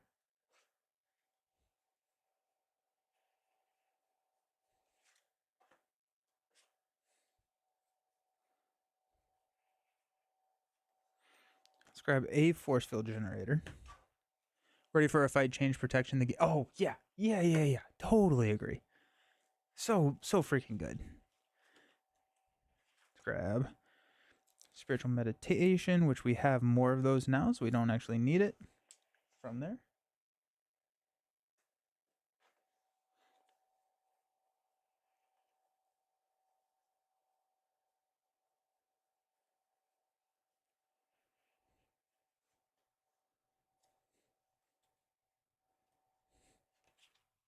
Sweet. I came down here for this practice plan. Beautiful.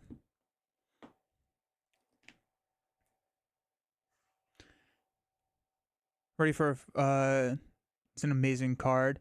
Makes it broken as practice plan. Yep, it's so good. It's so freaking good.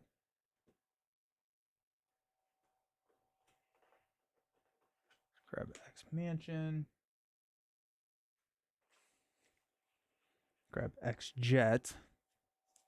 X Bunker. X Gene.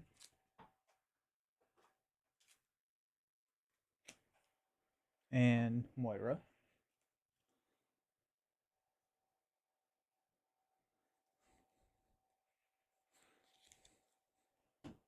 Okay. Doubles. I'm excited for this deck. I think this will going to be a lot of fun. Hopefully I'm not too close because I still have not added many protection cards. 2, 4, 6, 8, 10, 2, 4, 6, 8, 9. We need Sorcerer Supreme. Puts us at not a lot of cards left in the rotation, but that's probably fine. I think I have a force field generator in there, which I'm happy with.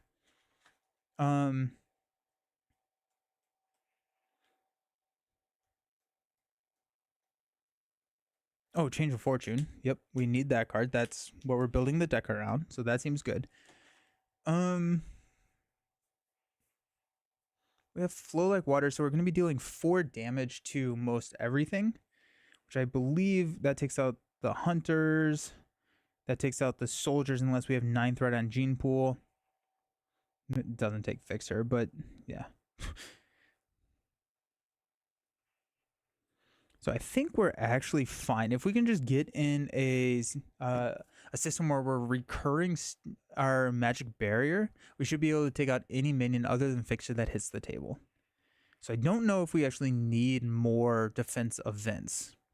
We may want to run into go 2 energy barriers. Just to have the backup option there. We go electrostatic if we wanted to.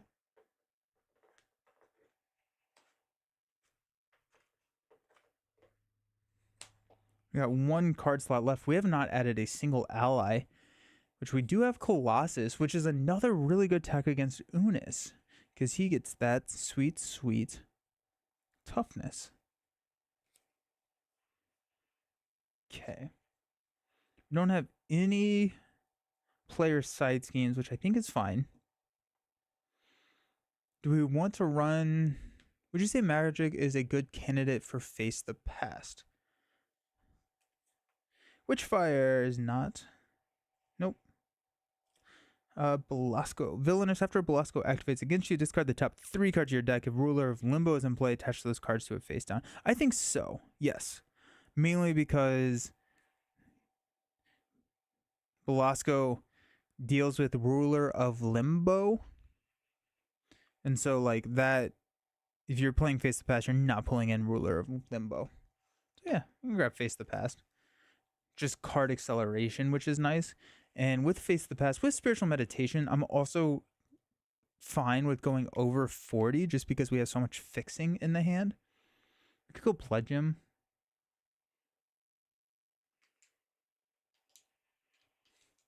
Was it Basic Spell? Am I thinking of a card? Basic Spell? Basic Spell seems good. I'm going to grab 2 copies of Basic Spell. What's your favorite archetype? Perfect Defense. Yeah. Perfect. That being said, I really like Change of Fortune now. I think it's historically been Perfect Defense. I think now it probably, honestly, is Change of Fortune. Yeah. I like Change of Fortune a lot. I think, it's going to be Change of Fortune. That's fun.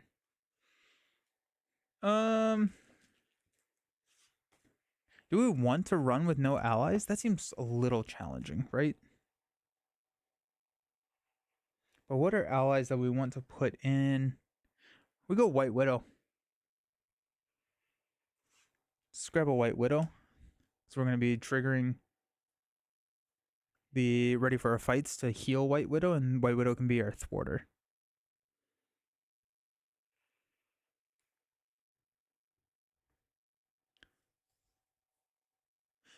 It is hard to set up in solo. Yeah, it's a very slow burn.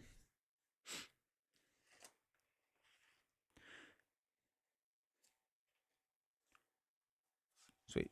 All right. Let's run with it and see what happens.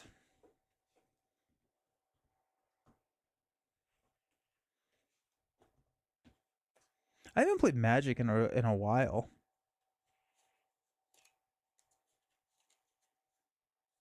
So reveal a gene pool, side scheme. In expert mode, deal each player face down and counter card.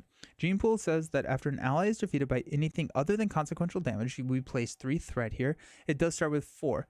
And a lot of the cards in the scenario are going to bounce off of how much threat is on gene pool. Like Una says that if there is at least 3 threat, Unis gains retaliate 1, 6 threat on gene pool, he gains stalwart, then on 9 he gains an amplify token. And then a lot of the like soldiers in the deck, the minions, also deal with that. Depends a lot on the scenario. If they apply so much pressure at the beginning, like expert claw, you're in for a hard game. Yeah. Or if you need a lot of threat. That's the other thing that I've found that perfect defense can kind of have an issue with. I wonder if I have an ops room. I just haven't played with an ops room in a while, but that's the new energy barrier. But for a threat, it just kind of seems fun. I'm gonna, I need to grab an unflappable too. All of these cards that I needed to grab. What's up? Exactly the time. I've played 3 or 4 times. Welcome.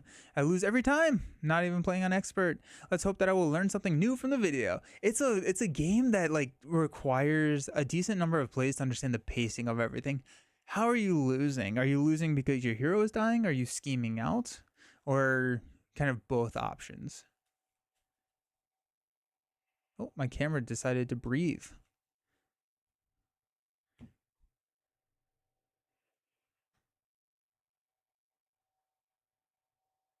All right, let's turn this off. Also, I would say like I played standard for probably like 2 years before I switched to expert, and standard can still be pretty brutal. Also, who are you playing against? Are you playing against just Rhino?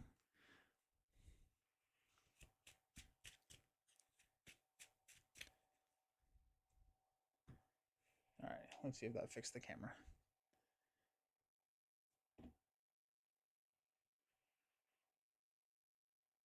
It didn't. Huh.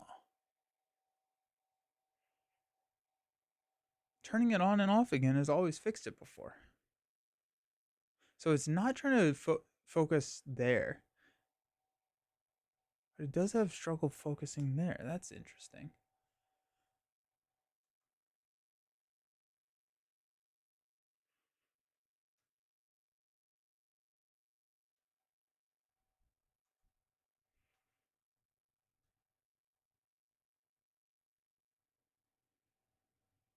Okay. That seemed to fix it. Losing condition is another statistic that Marvel Champion. Oh, that's cool. That's fun. I would say most of my losing condition is scheming out. Boom.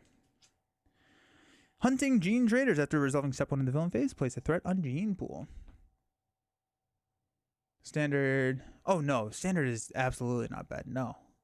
60% of your games on expert and 40 on standard. I do feel like you get to do more with the game on standard. Like expert is just like you have to build optimally. Scheme was the problem 2 times, 1 time from damage. So I'm pretty good, doing some nice combos until I get Unis. Oh, you're playing Unis. Okay. He'll get some combos due to high threat. Yeah. Yeah, Unis is tough, especially because you do have to manage gene pool as well as the main scheme, and so it can get really tricky. Yeah, and he'll start scheming like crazy. Alrighty, let's see what we got. We got spiritual meditation, magic barrier, white widow, basic spell, X gene, energy barrier. I don't hate it.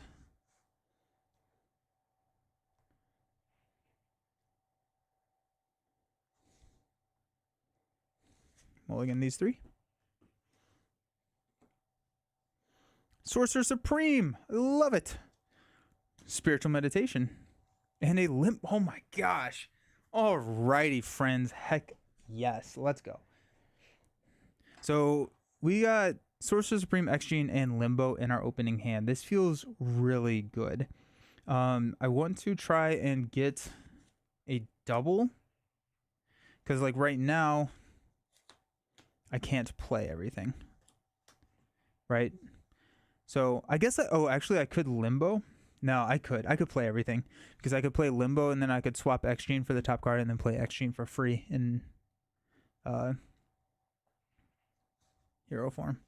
So let's just see what we get. We get Spiritual Meditation, Practice Plan, and a Stepping Disc. We'll discard a card. Discard Stepping Disc. Let's go Spiritual Meditation. Now I definitely want to double a Stepping Disc and a X-Jet. Oh, that makes it harder.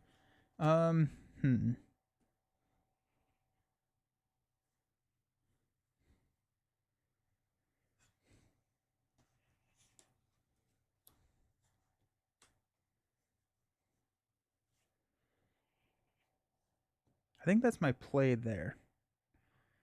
I feel like I got worse, but having the practice plan sets us up long term, which is nice.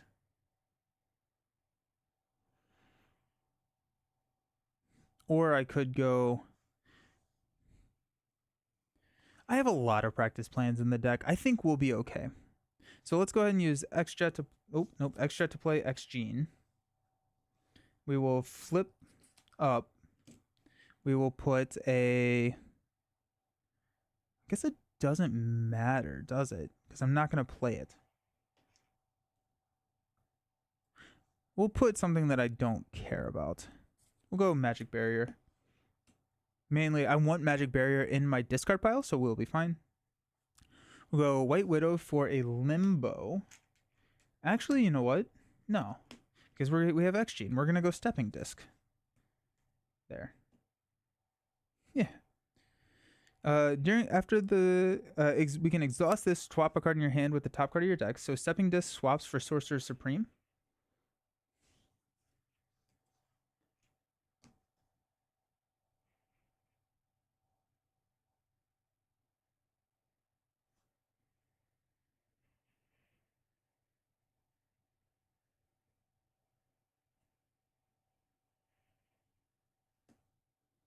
Did I do my math right here? I think I was counting Sorcerer Supreme as costing 2, but I don't need to because I can play this using Stepping Disc. And then I have a practice plan here. Top card of my deck is a Soul Strike. We got nothing there. Okay. Magic is going to thwart 1 here.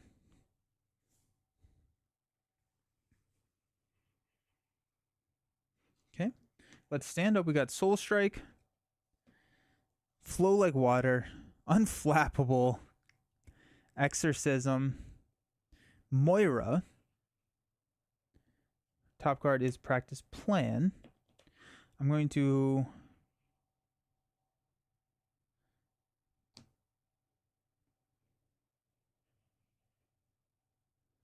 Limbo.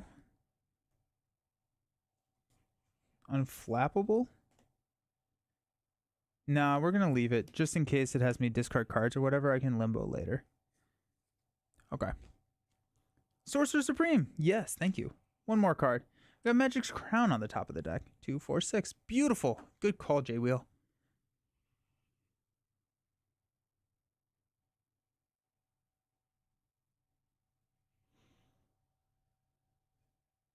Yeah. Having a lot of threat on Gene Pool has lost me the game many a time. Unis is going to attack us. I'll take it. It'll be 2 plus 4. Well, there goes Fixer. That's nice. At least we won't see Fixer until we hit the Treachery. That's going to be turn 1, but I just... Ow. So that's 6 damage. We go down to 4 health. Alrighty, I don't like that. We got Tech Pack. Attached to Fixture, otherwise attached to the villain. He gets +1 attack for each other tech attachment it has. As a hero action, we can exhaust any number of characters with a combined thwart greater than the attached enemy's scheme to discard this card. And then we've got Infinite Hunter. Deal 3 damage to an ally you control. Whew, terrifying. Alrighty.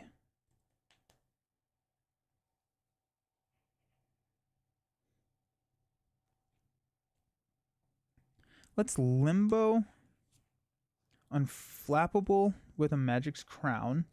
And we'll play Unflappable, discounting the cost by 1. Okay. Let's go Practice Plan and X Gene.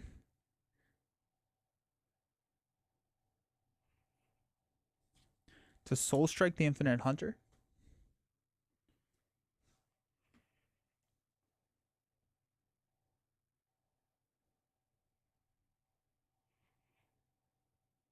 Unis is going to scheme for 3 plus a boost. If he does that twice, that'd be 10. That would... I mean, like, it would stink. It would absolutely stink. But here we are.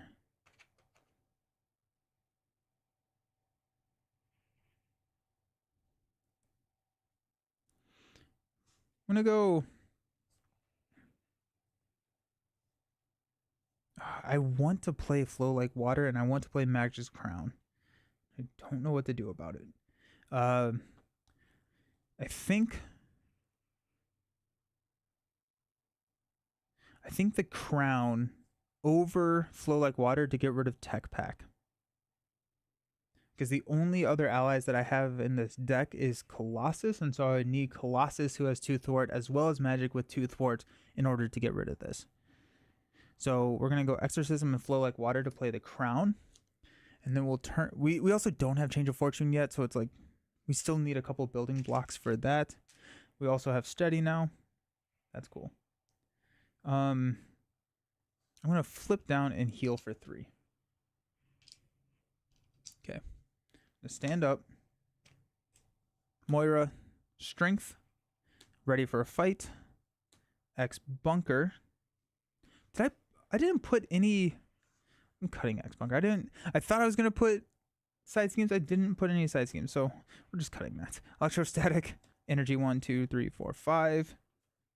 Exorcism. Unis is scheming for 3, 4, 5.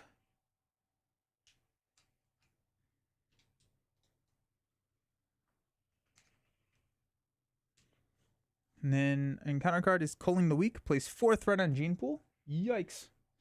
Alrighty, and that's where it can get dangerous real quick.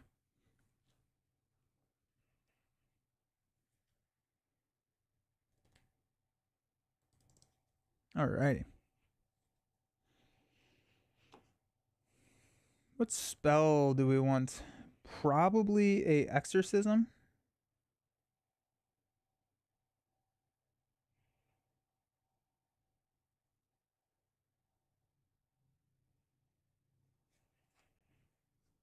Let's flip up. Put an Exorcism on top of the deck.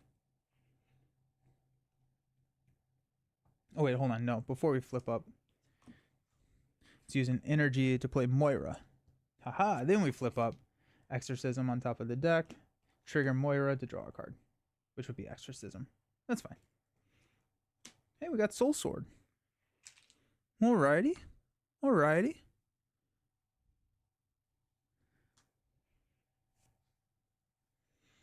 Let's go ahead and Limbo Exorcism for Soul Sword. We're going to use Soul Sword to play Ready for a Fight, which is our physical kicker, which we need. Let's go X Gene to play Exorcism.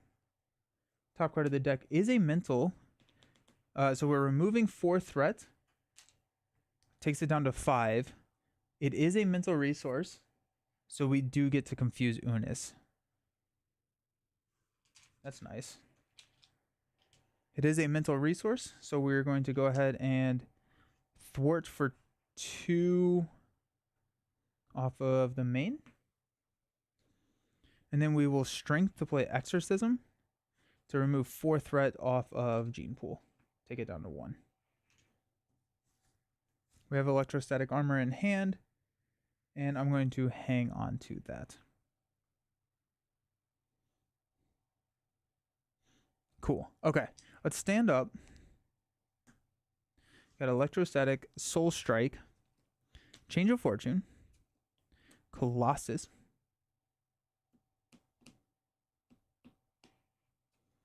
Energy Barrier, Stepping Disc.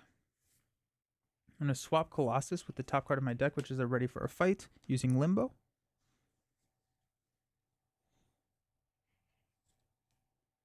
Okay. I'm going to add 1 threat to each one of these.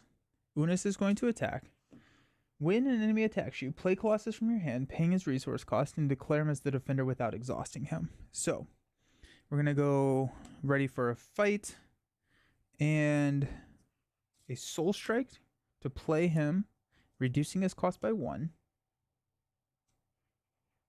Next is basic spell. Now he is the defender. He does have toughness. He does not get exhausted. It's 3. Place a pursuit counter here. And then that's going to knock his tough off. But then we have Colossus. And Colossus is a silly card. Cool. Counter card. Infinite Soldier. It does not have 3 threats, so it does not have Quick Strike. That's nice. Cool. Alrighty.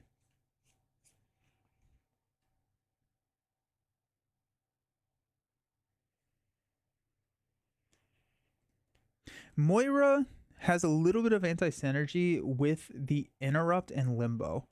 So if we trigger Moira when we flip up off of Ready for a Fight, we draw the card that we put on top of the deck.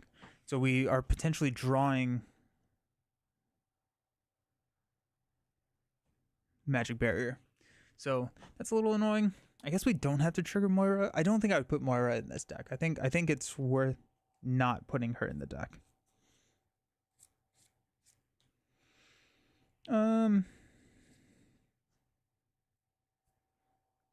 Let's go ahead and punch the Infinite Soldier for 2. We will X-Gene to play Stepping Disc. Ready your hero. Choose a magic card in your discard pile, not named Stepping Disc, and put it on top of your deck. I think that's going to be Soul Sword. Or actually, it could be Exorcism.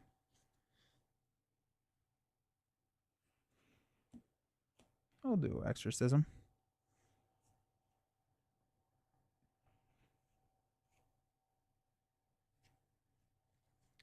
We're going to go ahead and take out the Soldier. Colossus will go ahead and thwart the main down to 4. Taking a damage.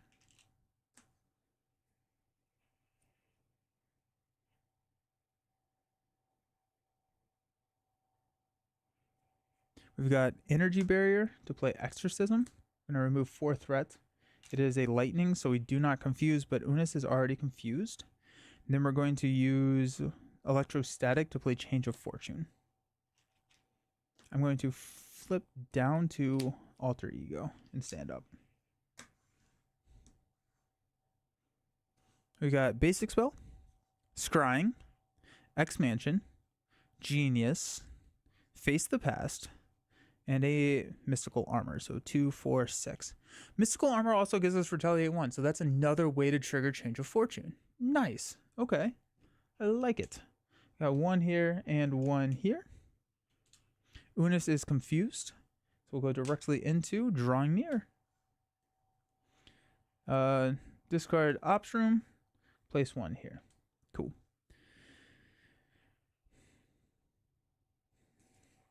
So we have 1, 2. I'm counting the number of identity-specific cards to see if there's any left in my deck. 3, 4, 5, 6, 7, 8, 9, 10, 11, 12, 13, 14. There's 1 identity-specific card in these last 5 cards. That's important because I need to get rid of Drawing Near, and I don't want to toss Mystical Armor. Do I want to Scry? I'm just gonna discard Scrying. I like Scrying a lot, but here we are. Okay. There's a world in which I stay down here. Probably not, actually. I can get rid of this. I can get rid of Tech Pack now that I have Colossus. So we're going to do that. Okay, cool. First off, let's go ahead and use a Genius to play an X-Mansion. X-Mansion will heal 1 from Magic.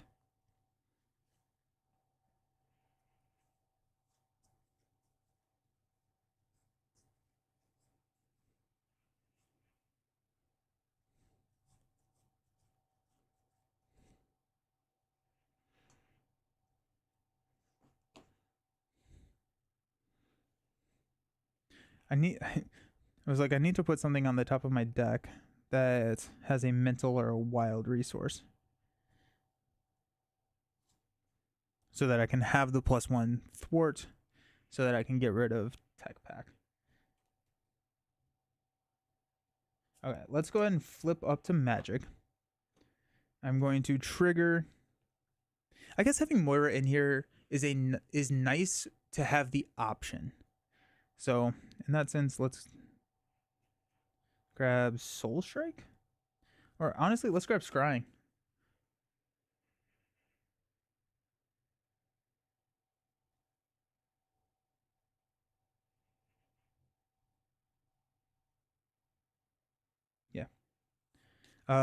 Moira will draw Scrying. And we've got a Spiritual Meditation. Beautiful. Oh, I love it. Oh, awesome. Sweet. So let's exhaust Magic and Colossus to get rid of Tech Pack. Okay. Let's go ahead and Limbo Spiritual Meditation for Mystic Armor, triggering her ability to just play Mystical Armor. Next card is a Magic Barrier. Okay.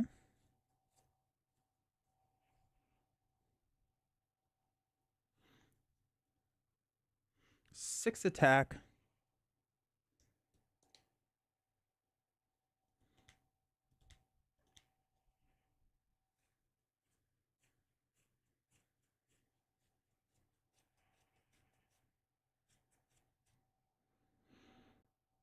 Let's go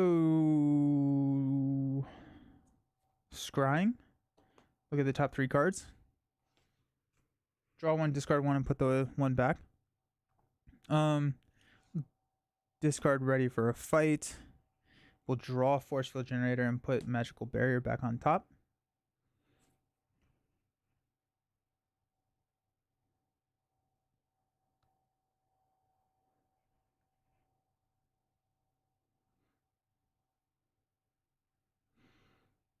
I think I face the past here.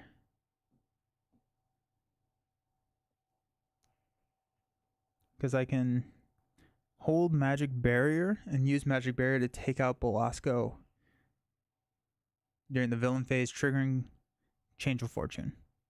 So let's play Face the Past. Remove this from the game. Get Belasco.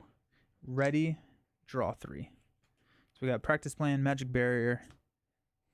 I have not been able to pull off a Ready for a Fight yet because I confused Unis. Oops.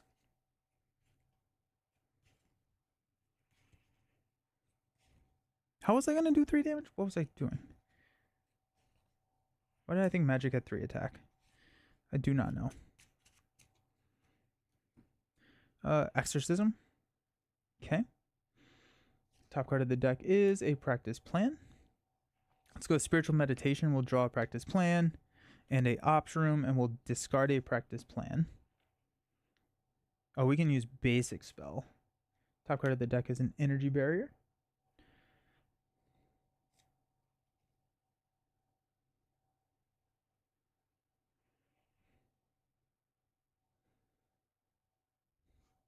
Ops Room and Practice Plan will play a Basic Spell to deal 3 damage to Belasco. This is going to open us up to use our Magic Barrier to deal 3 more damage here.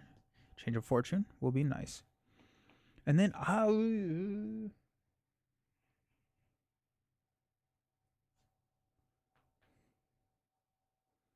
don't have a good play here. Oh, I do. X-Gene and Force Field Generator can play Exorcism, which will clear Gene Pool. And then I can hold Magic Barrier. Sweet. Okay, we're good. We're good. Stand up. We got Magic Barrier. Oh, Magic's thwart here.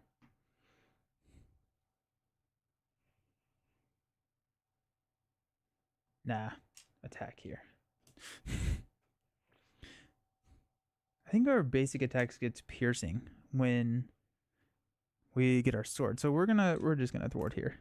We got Magic Barrier, Energy Barrier, Soul Strike, Stepping Disc, Genius, and a Stepping Disc. Top card of our deck is a Spiritual Meditation. We will Limbo to throw a Magic Barrier there. Cool.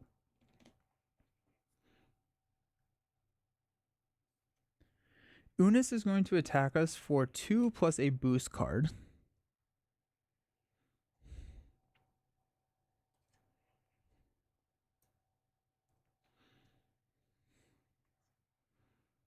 I'm going to take it. So it's going to be 2 plus 3. Jeez. Ow. So if we go down to 3, I've been getting hit so hard with these boost icons on undefended attacks. Fool me once, right? Retaliate knocks the tough. We're going to... Oh, we don't even have to X-Gene for Magic Barrier. We'll just play Magic Barrier.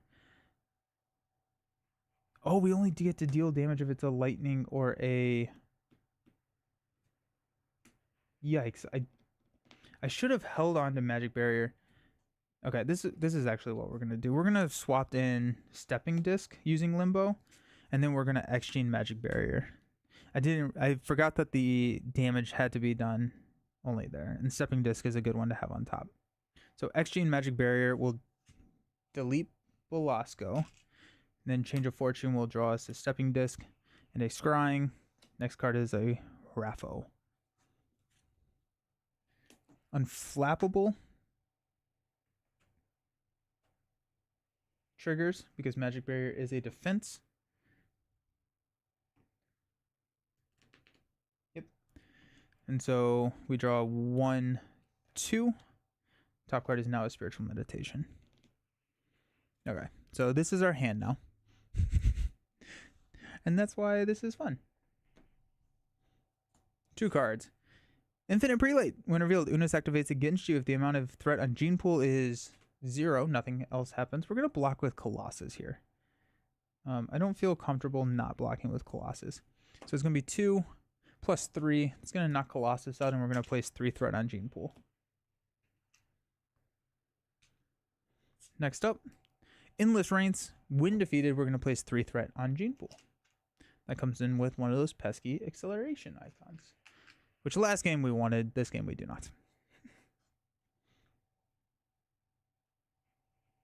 Beautiful. Alrighty, let's play some cards. Top card is Mental. Let's go ahead and use... Let's not use Magic to thwart. I think I want to use Magic to heal. Yes. So we got a Genius to play a Flow Like Water. We've got a Scrying. Look at the top 3 cards. Draw 1, discard 1, put 1 back on top. Spiritual Meditation, White Widow, and Electrostatic. I'm going to draw Spiritual. I'm going to put White Widow on top and discard Electrostatic. Mainly because I want to play White Widow. So we got Stepping, Soul Strike to play White Widow. After you resolve the ability on a preparation card you control, heal damage equal to the printed cost of the prep. Okay. Top card is now a Soul Strike. Well, Spiritual Meditation. We got a Soul Strike and a Strength. We'll toss the Soul Strike. We'll use Strength to play an Energy Barrier.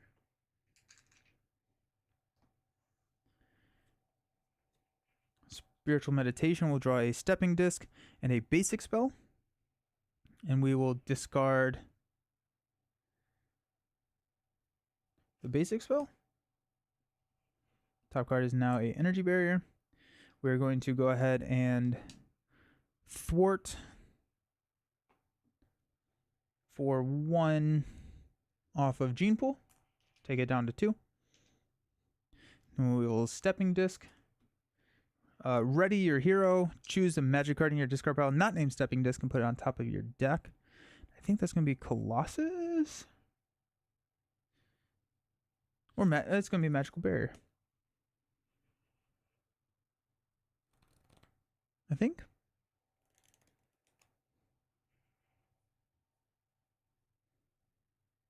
Yeah. Okay. Wait, Widow is going to thwart 2 off of Endless Ranks.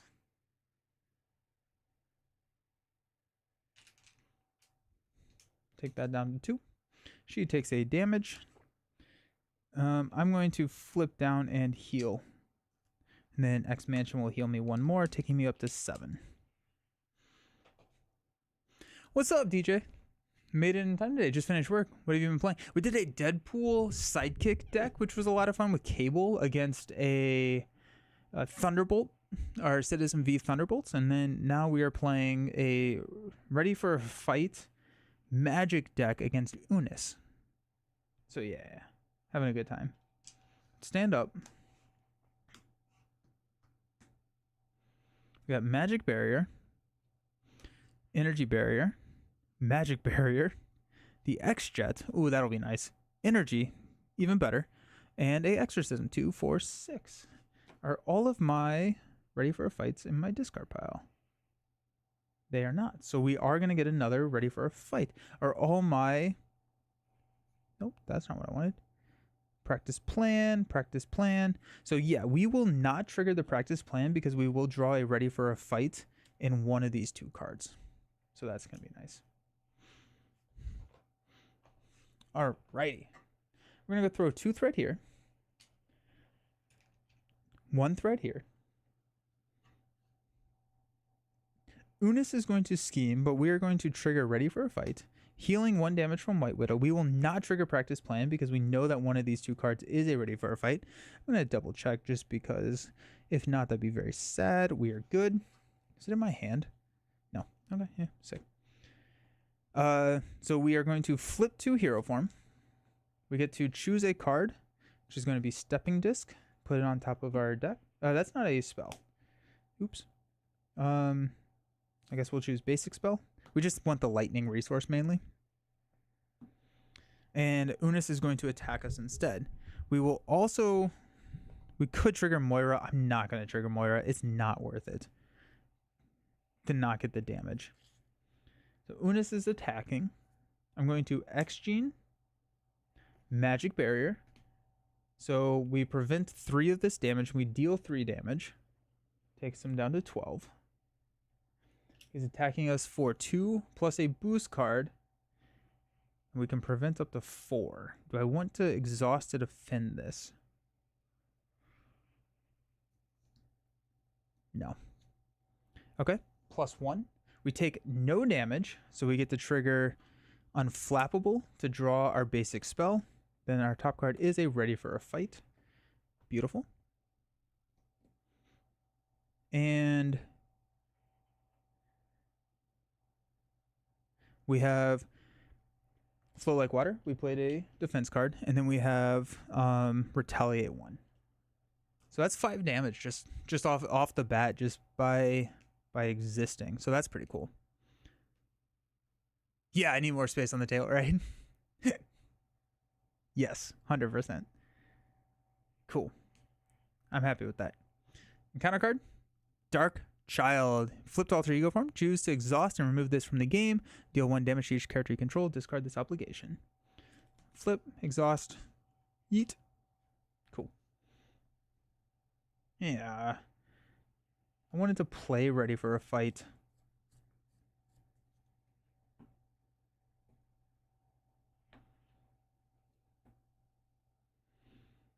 That's fine.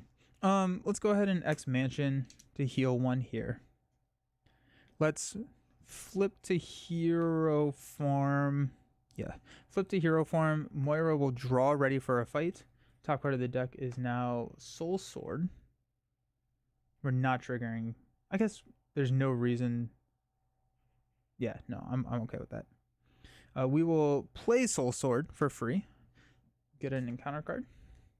Actually, is there anything that I want? No, hold on. Before we play Soul Sword, let me get some stuff in the discard pile that I want in the shuffle. So let's use a Energy and a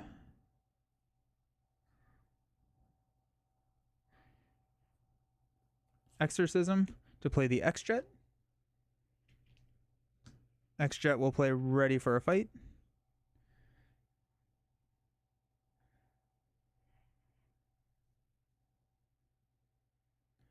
And I'm happy with that. So now I will play Soul Sword. Get my encounter card. But I wanted the Energy back in the discard pile. I remember the first time I saw you play Maria Hill, you ran out of token. That's fair. Maria Hill requires a lot of bits.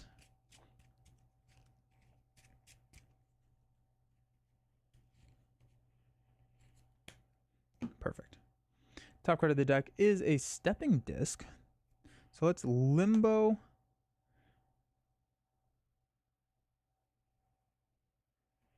Yeah, it doesn't work, does it? Because I won't have a card to step on. Let's go White Widow. Thwart down endless ranks. That's going to put 3 threat onto Gene Pool, which is annoying.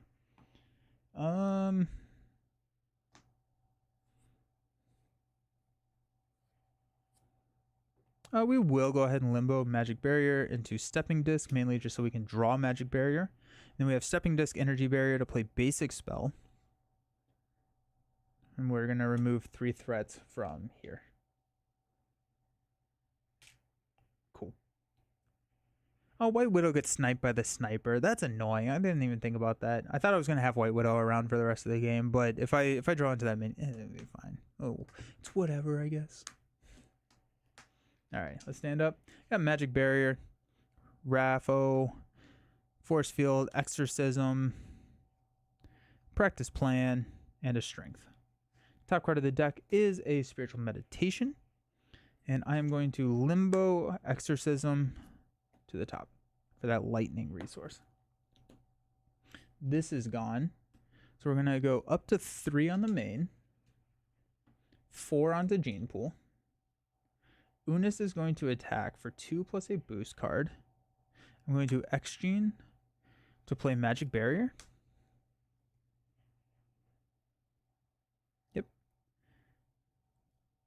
Yep.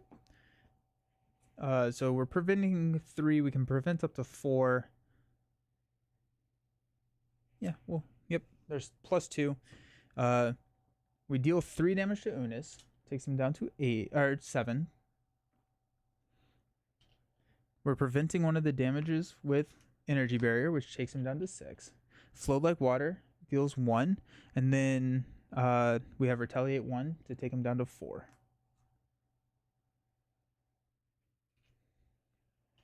We did not take any damage, so Unflappable will draw us Exorcism. The top card of the deck is now an Energy. Cool. That was fun. Get sniped. Genetic Experiments, attachment infinite minion. Otherwise, this card gains Surge. Technological Innovation. Search the encounter deck and discard pile for a tech attachment and reveal it. Place 1 additional threat here for each tech attachment in play. It's going to be 5. I think we're going to go back and just get the tech pack.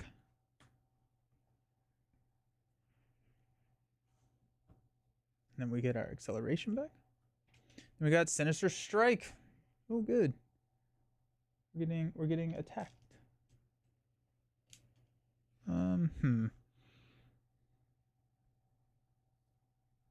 He's attacking us for 3 plus a boost.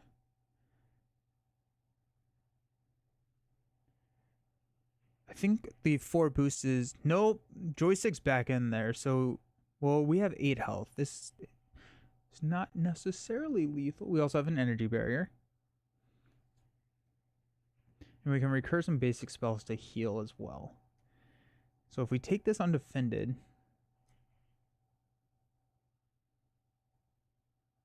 or we can defend for 3, which is the amount of our recovery. So we might as well defend. Yeah.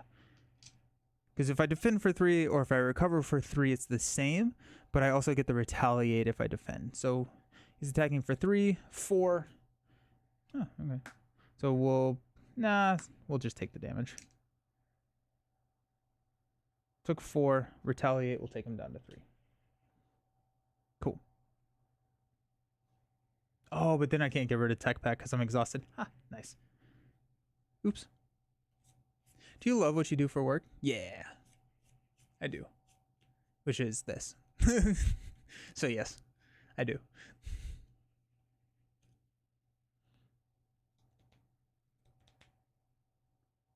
Alrighty.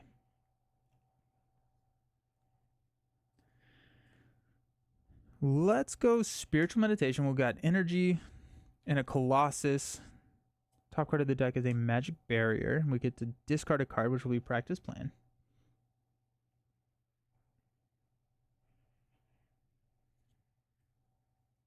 We've got Energy and Ready for a Fight. We'll play Force Field Generator.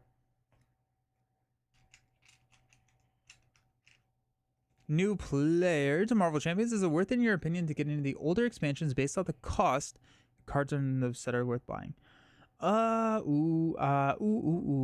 think that's going to be a decision that you make based on the individual. I don't think it's worth paying anything over like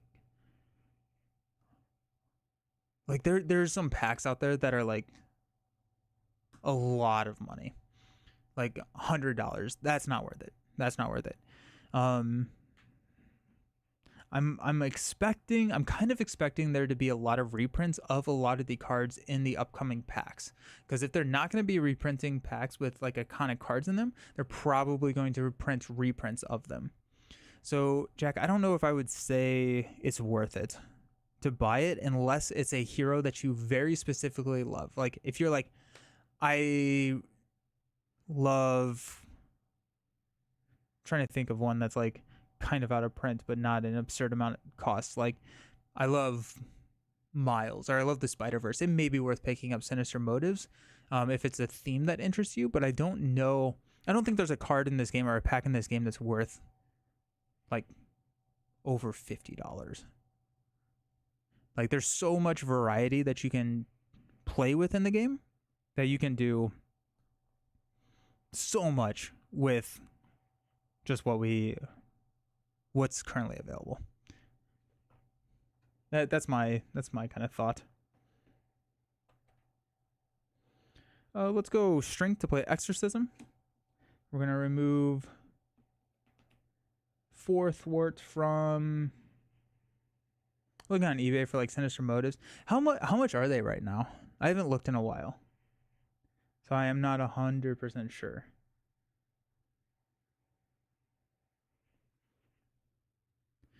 I'm gonna go remove 4 thwart from...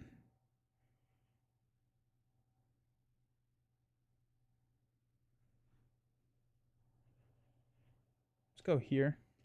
Then White Widow, we'll go ahead and thwart 2. Take this down to 3.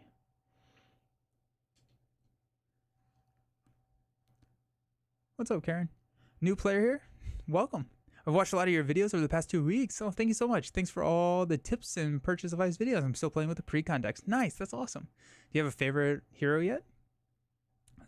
Second Sinister Motives is great. Sinister Motives is very, very good.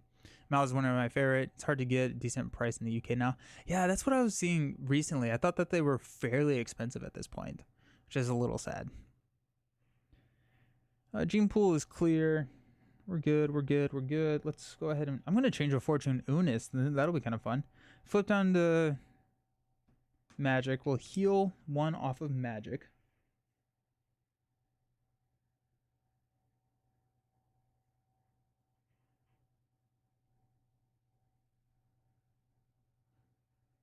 Cool. Let's stand up. We've got Colossus, Magic Barrier, Stepping Disc, Soul Strike, Spiritual Meditation, 2, 4, 6. Oh, this is actually kind of cool. We can Limbo, Stepping Disc with the top card of our deck, which is Practice Plan. Then, when we trigger the Interrupt, we can flip up, put whatever we want, then trigger the response on Moira and still have a Lightning that we know. Sinister Motives for $290. No, that's not worth it. I can't reasonably in good conscience say that is worth it. I don't even know if I don't know if it was something that you were like, I loved Mad Titan Shadow. I really like Thanos.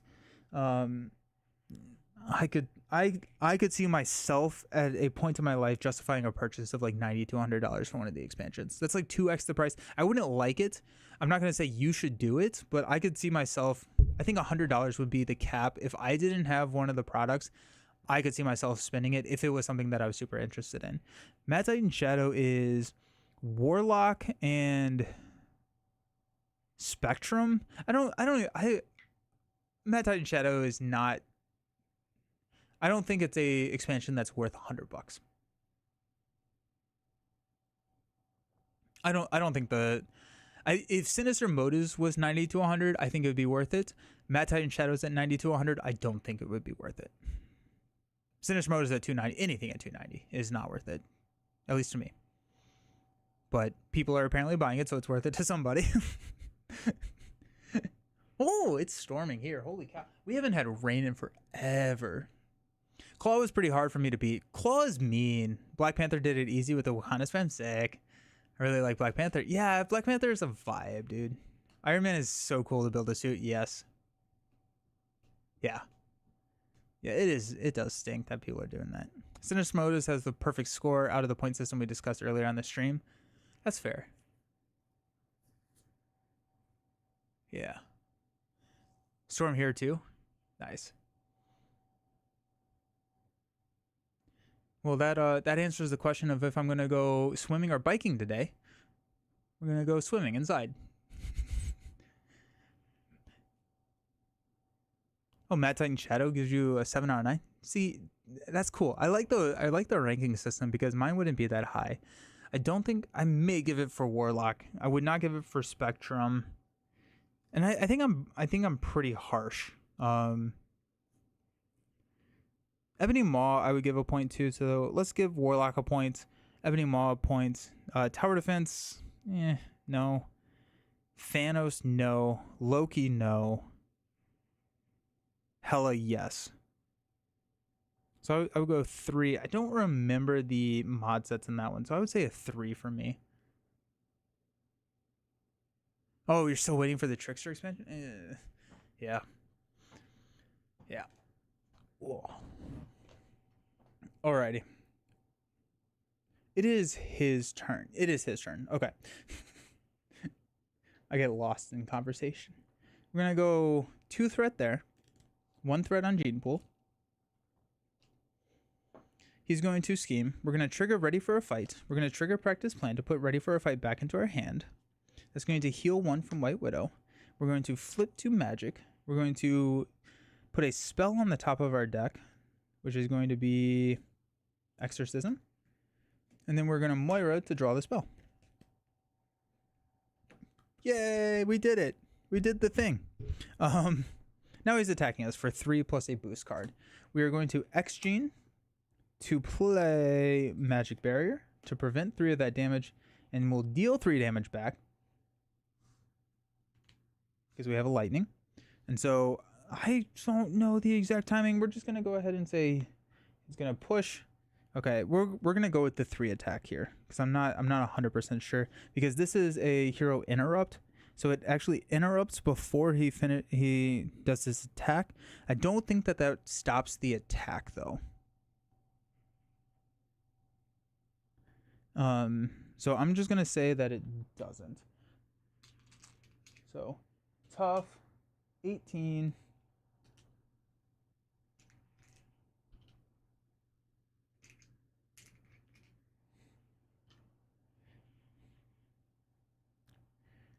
Change of fortune triggers. So we get a stepping disc and a electrostatic. Got spiritual meditation on top.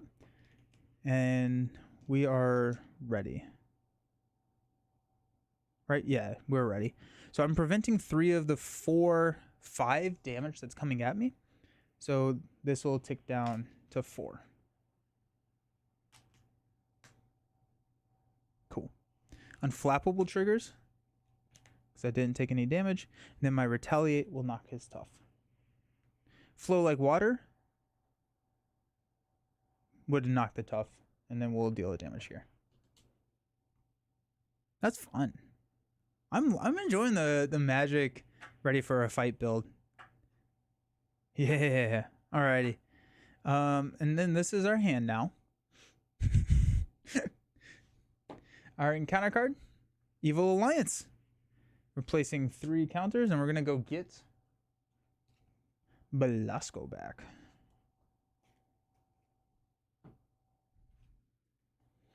Battle for Limbo. When revealed, the Ileana Rasputin player finds Limbo and attaches it face down here. When the scheme is defeated, put it into play under its owner's control. Comes in with 3. After Belatra, I think I'm adding letters. Belasco activates against you. Discard the top 3 cards of your deck. Cool. Nice. Chat. Right, I saw prices for 500, but you get all the old expansions: Red Skull, Guardians, Mad Titan, Sinister, with all their packs. That maybe, it kind of depends on how many packs, because like I believe I've probably spent over $500 on the game. So like depending on how many you're getting, it could, I would price it out like MSRP based. Like I think a normal pack now is at like 22, and then the expansions are like 44. So it may be worth it. It just kind of depends on what the lot is. My guess is that people are probably pulling out the more expensive packs.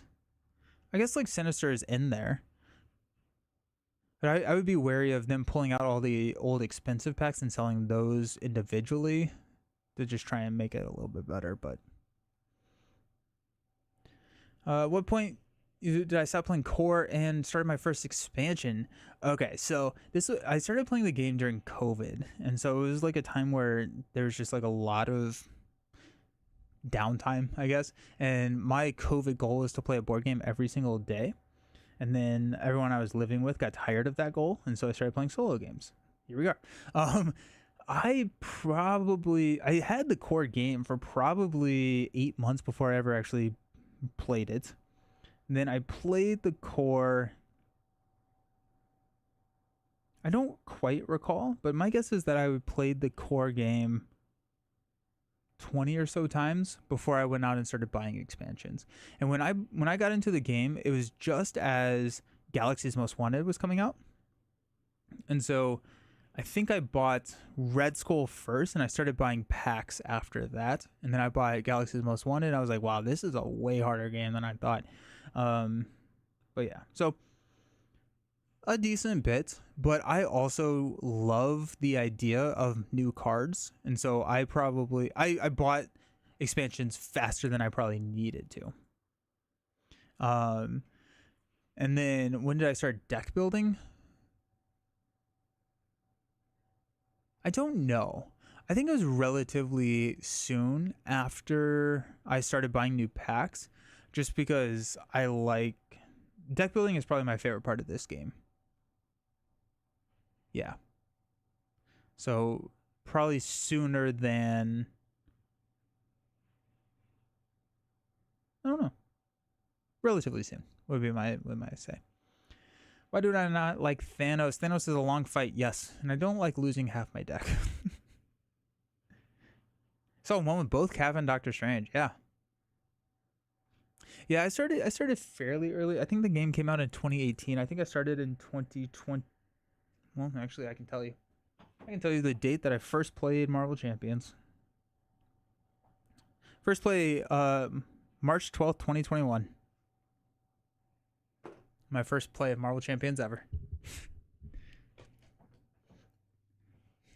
And that's the fun part, J-Wheel, right? Like, and sometimes it's fun to suck at it, because you can always get better. Started 2024 and spent an absurd amount of money to buy everything. That's what I did for Lord of the Rings. Still missing out on content. I spent too much money on Lord of the Rings. Alrighty, can we just kill Belasco here?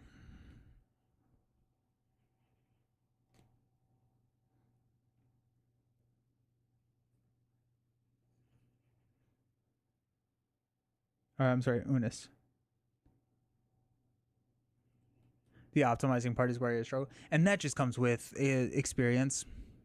right? Like, because it just comes with, as you start to understand how all the cards interact a little bit better, you understand if you need more resource generators, or if you need more defense, or if you need more attacks or whatever. Lord of the Rings is so good. Lord of the Rings is, I like it more than Champions here. Okay, we have 17 health.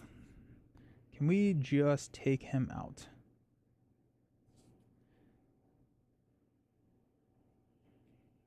Let's go Spiritual Meditation. We've got Exorcism and Ops Room.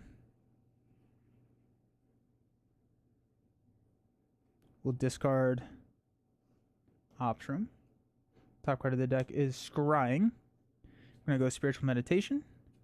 We've got Scrying, Genius. Top card of the deck is a basic spell.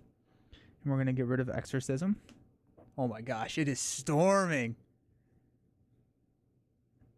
Hope I don't lose power. Okay. Let's go Scry. So we get to look at the top 3 cards of our deck, which is the last 3. We're going to put Ready for a Fight back. We're going to discard Stepping Disc and grab basic spell, but now we have a physical resource here, and that's the important thing. Okay. We're going to basic attack for 3. That takes him down to 14. We are going to X-Jet to play Stepping Disc to ready and put Magic Barrier on top. And we will attack for 3.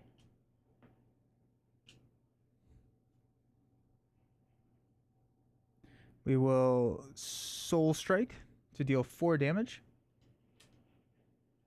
We go down to 7. And we do have a physical on top, so we are going to get to stun Unis.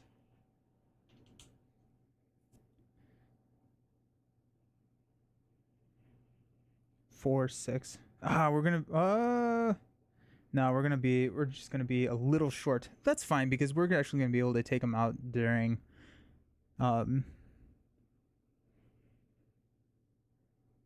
yeah, we're fine. We'll go Practice Plan. I was silly and I used my X-Jet for some reason. We're going to use Colossus to play Ready for a Fight.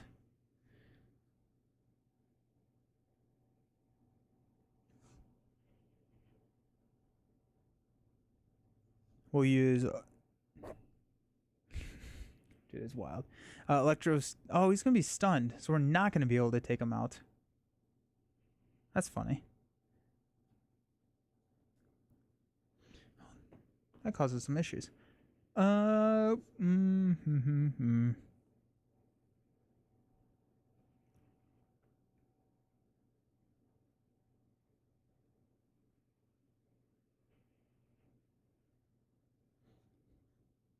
pick these guys back up. Hold on. If I go Colossus and Soul Strike. Oh wait, no, we have White Widow. We're good. So we'll go Basic Spell and Electrostatic to deal 4 damage. Takes him down to 3. We'll spend these to play Colossus. We'll attack for 2. White Widow will attack for 1. Okay, sick. Yeah, I was like, we could flip down and then trigger all of our upgrades and everything when we flip up with Ready for a Fight. But... he was stunned, so he would not have been able to trigger any of our defense cards, and then we would have just prolonged, and then it could have been bad. But we were able to get there. I forgot that White Widow could deal that final blow. Sick. I'm missing out on Rise of Red Skull, Captain America, Thor, Strange, Gamora, Drax, and War Machine. Don't live in the US, so it's getting almost impossible. I do like Rise of Red Skull. I think Cap is okay. I really like Thor. Strange, Gamora, Drax, and War Machine are all fine to pass on. I think honestly all of them are fine to pass on. It like, and just kind of hope for a reprint or something. I don't know. Yeah, it's tough. Or the other thing that they had started doing is they had started packaging everything in like a hero wave box, where they would put all of the heroes into one box, kind of similar to what the repackage initiative that they did for Lord of the Rings and Arkham. They were doing something similar for Marvel Champions outside of the United States. And so that would be, I would hope that they would continue that, because I think that's a fairly decent way to keep some of these in stock. So, but yeah. Sweet. Well, there you go. That is Magic. I liked Magic. Change of Fortune, Ready for a Fight. I thought it was a lot of fun. Moira was a little bit awkward. I think I would keep her in the deck just because if you can't, I don't know. Moira's a weird one for sure. But yeah, they were called like Hero Waves or something like that. I don't quite recall what the product was called, but there was a product that they did that for. Hero Pack 1, Hero Wave, I don't know. But yeah, it was like a long box. It almost looks like the Return to boxes from Arkham. So sweet. Cool. Alrighty then. Yeah, thanks for hanging out. So I'm actually taking a little bit of a break from streaming. I think I'm gonna break until probably Civil War comes out. I have a couple of videos that are going to be coming out, but just from a streaming standpoint, my other business fortunately is doing pretty well, and so I got a lot of work. It's like a very like heavy release time for a lot of board games, and so I'm doing a lot of work. So I was just kind of I felt that I was kind of drowning last week, and that's why I had to push this stream to Monday, and then just over. Oh, I'm not leaving. Don't worry. I think I'm just going to take like a 2 to 3 week break and hopefully be able to catch up on some of my other stuff. And then when I come back, be able to, like have more, be able to focus a little bit more and have more fun. And like, honestly, like I love this. And then like last week I was thinking, or the last couple of weeks I've been thinking about it as almost like a task or a chore, which takes the like the fun out of actually doing it. And then when it's not fun, it was a weird. No, I'm not leaving. I'm not quitting. And I do have videos planned. I have videos coming out and I will post the VODs. It's just like my normal stream schedule. The main thing about it is worse than the Thanos snap. The main thing about it is like I use the same table to shoot all of my videos, and it gets hard to dance around streaming and leaving games set up to shoot the videos, because those videos take about 6 to 8 hours to shoot, and so like that takes a little bit of time. And so I'm thinking that, like, I know I have a Shadow of the Cast episode coming out pretty soon. I have a couple of videos, and I want to do a couple more recorded gameplays. I had talked about doing a series where I play through the team up cards, and I want to do that, and then see if I have time to focus on some of the other videos that I've been wanting to put out. But I think like Civil War comes out in October. I think it's actually at the same time as like MCDC in October. So like around maybe the 18th or so. And so my guess is that it will be around then when I come back for live streaming. Again, videos are still going to be happening and stuff. But yeah, I just like, I need time. I need some time, and I'd rather take time, make sure that this is going to be fun, not necessarily burn myself out on this, and then realize how much fun it's going to be.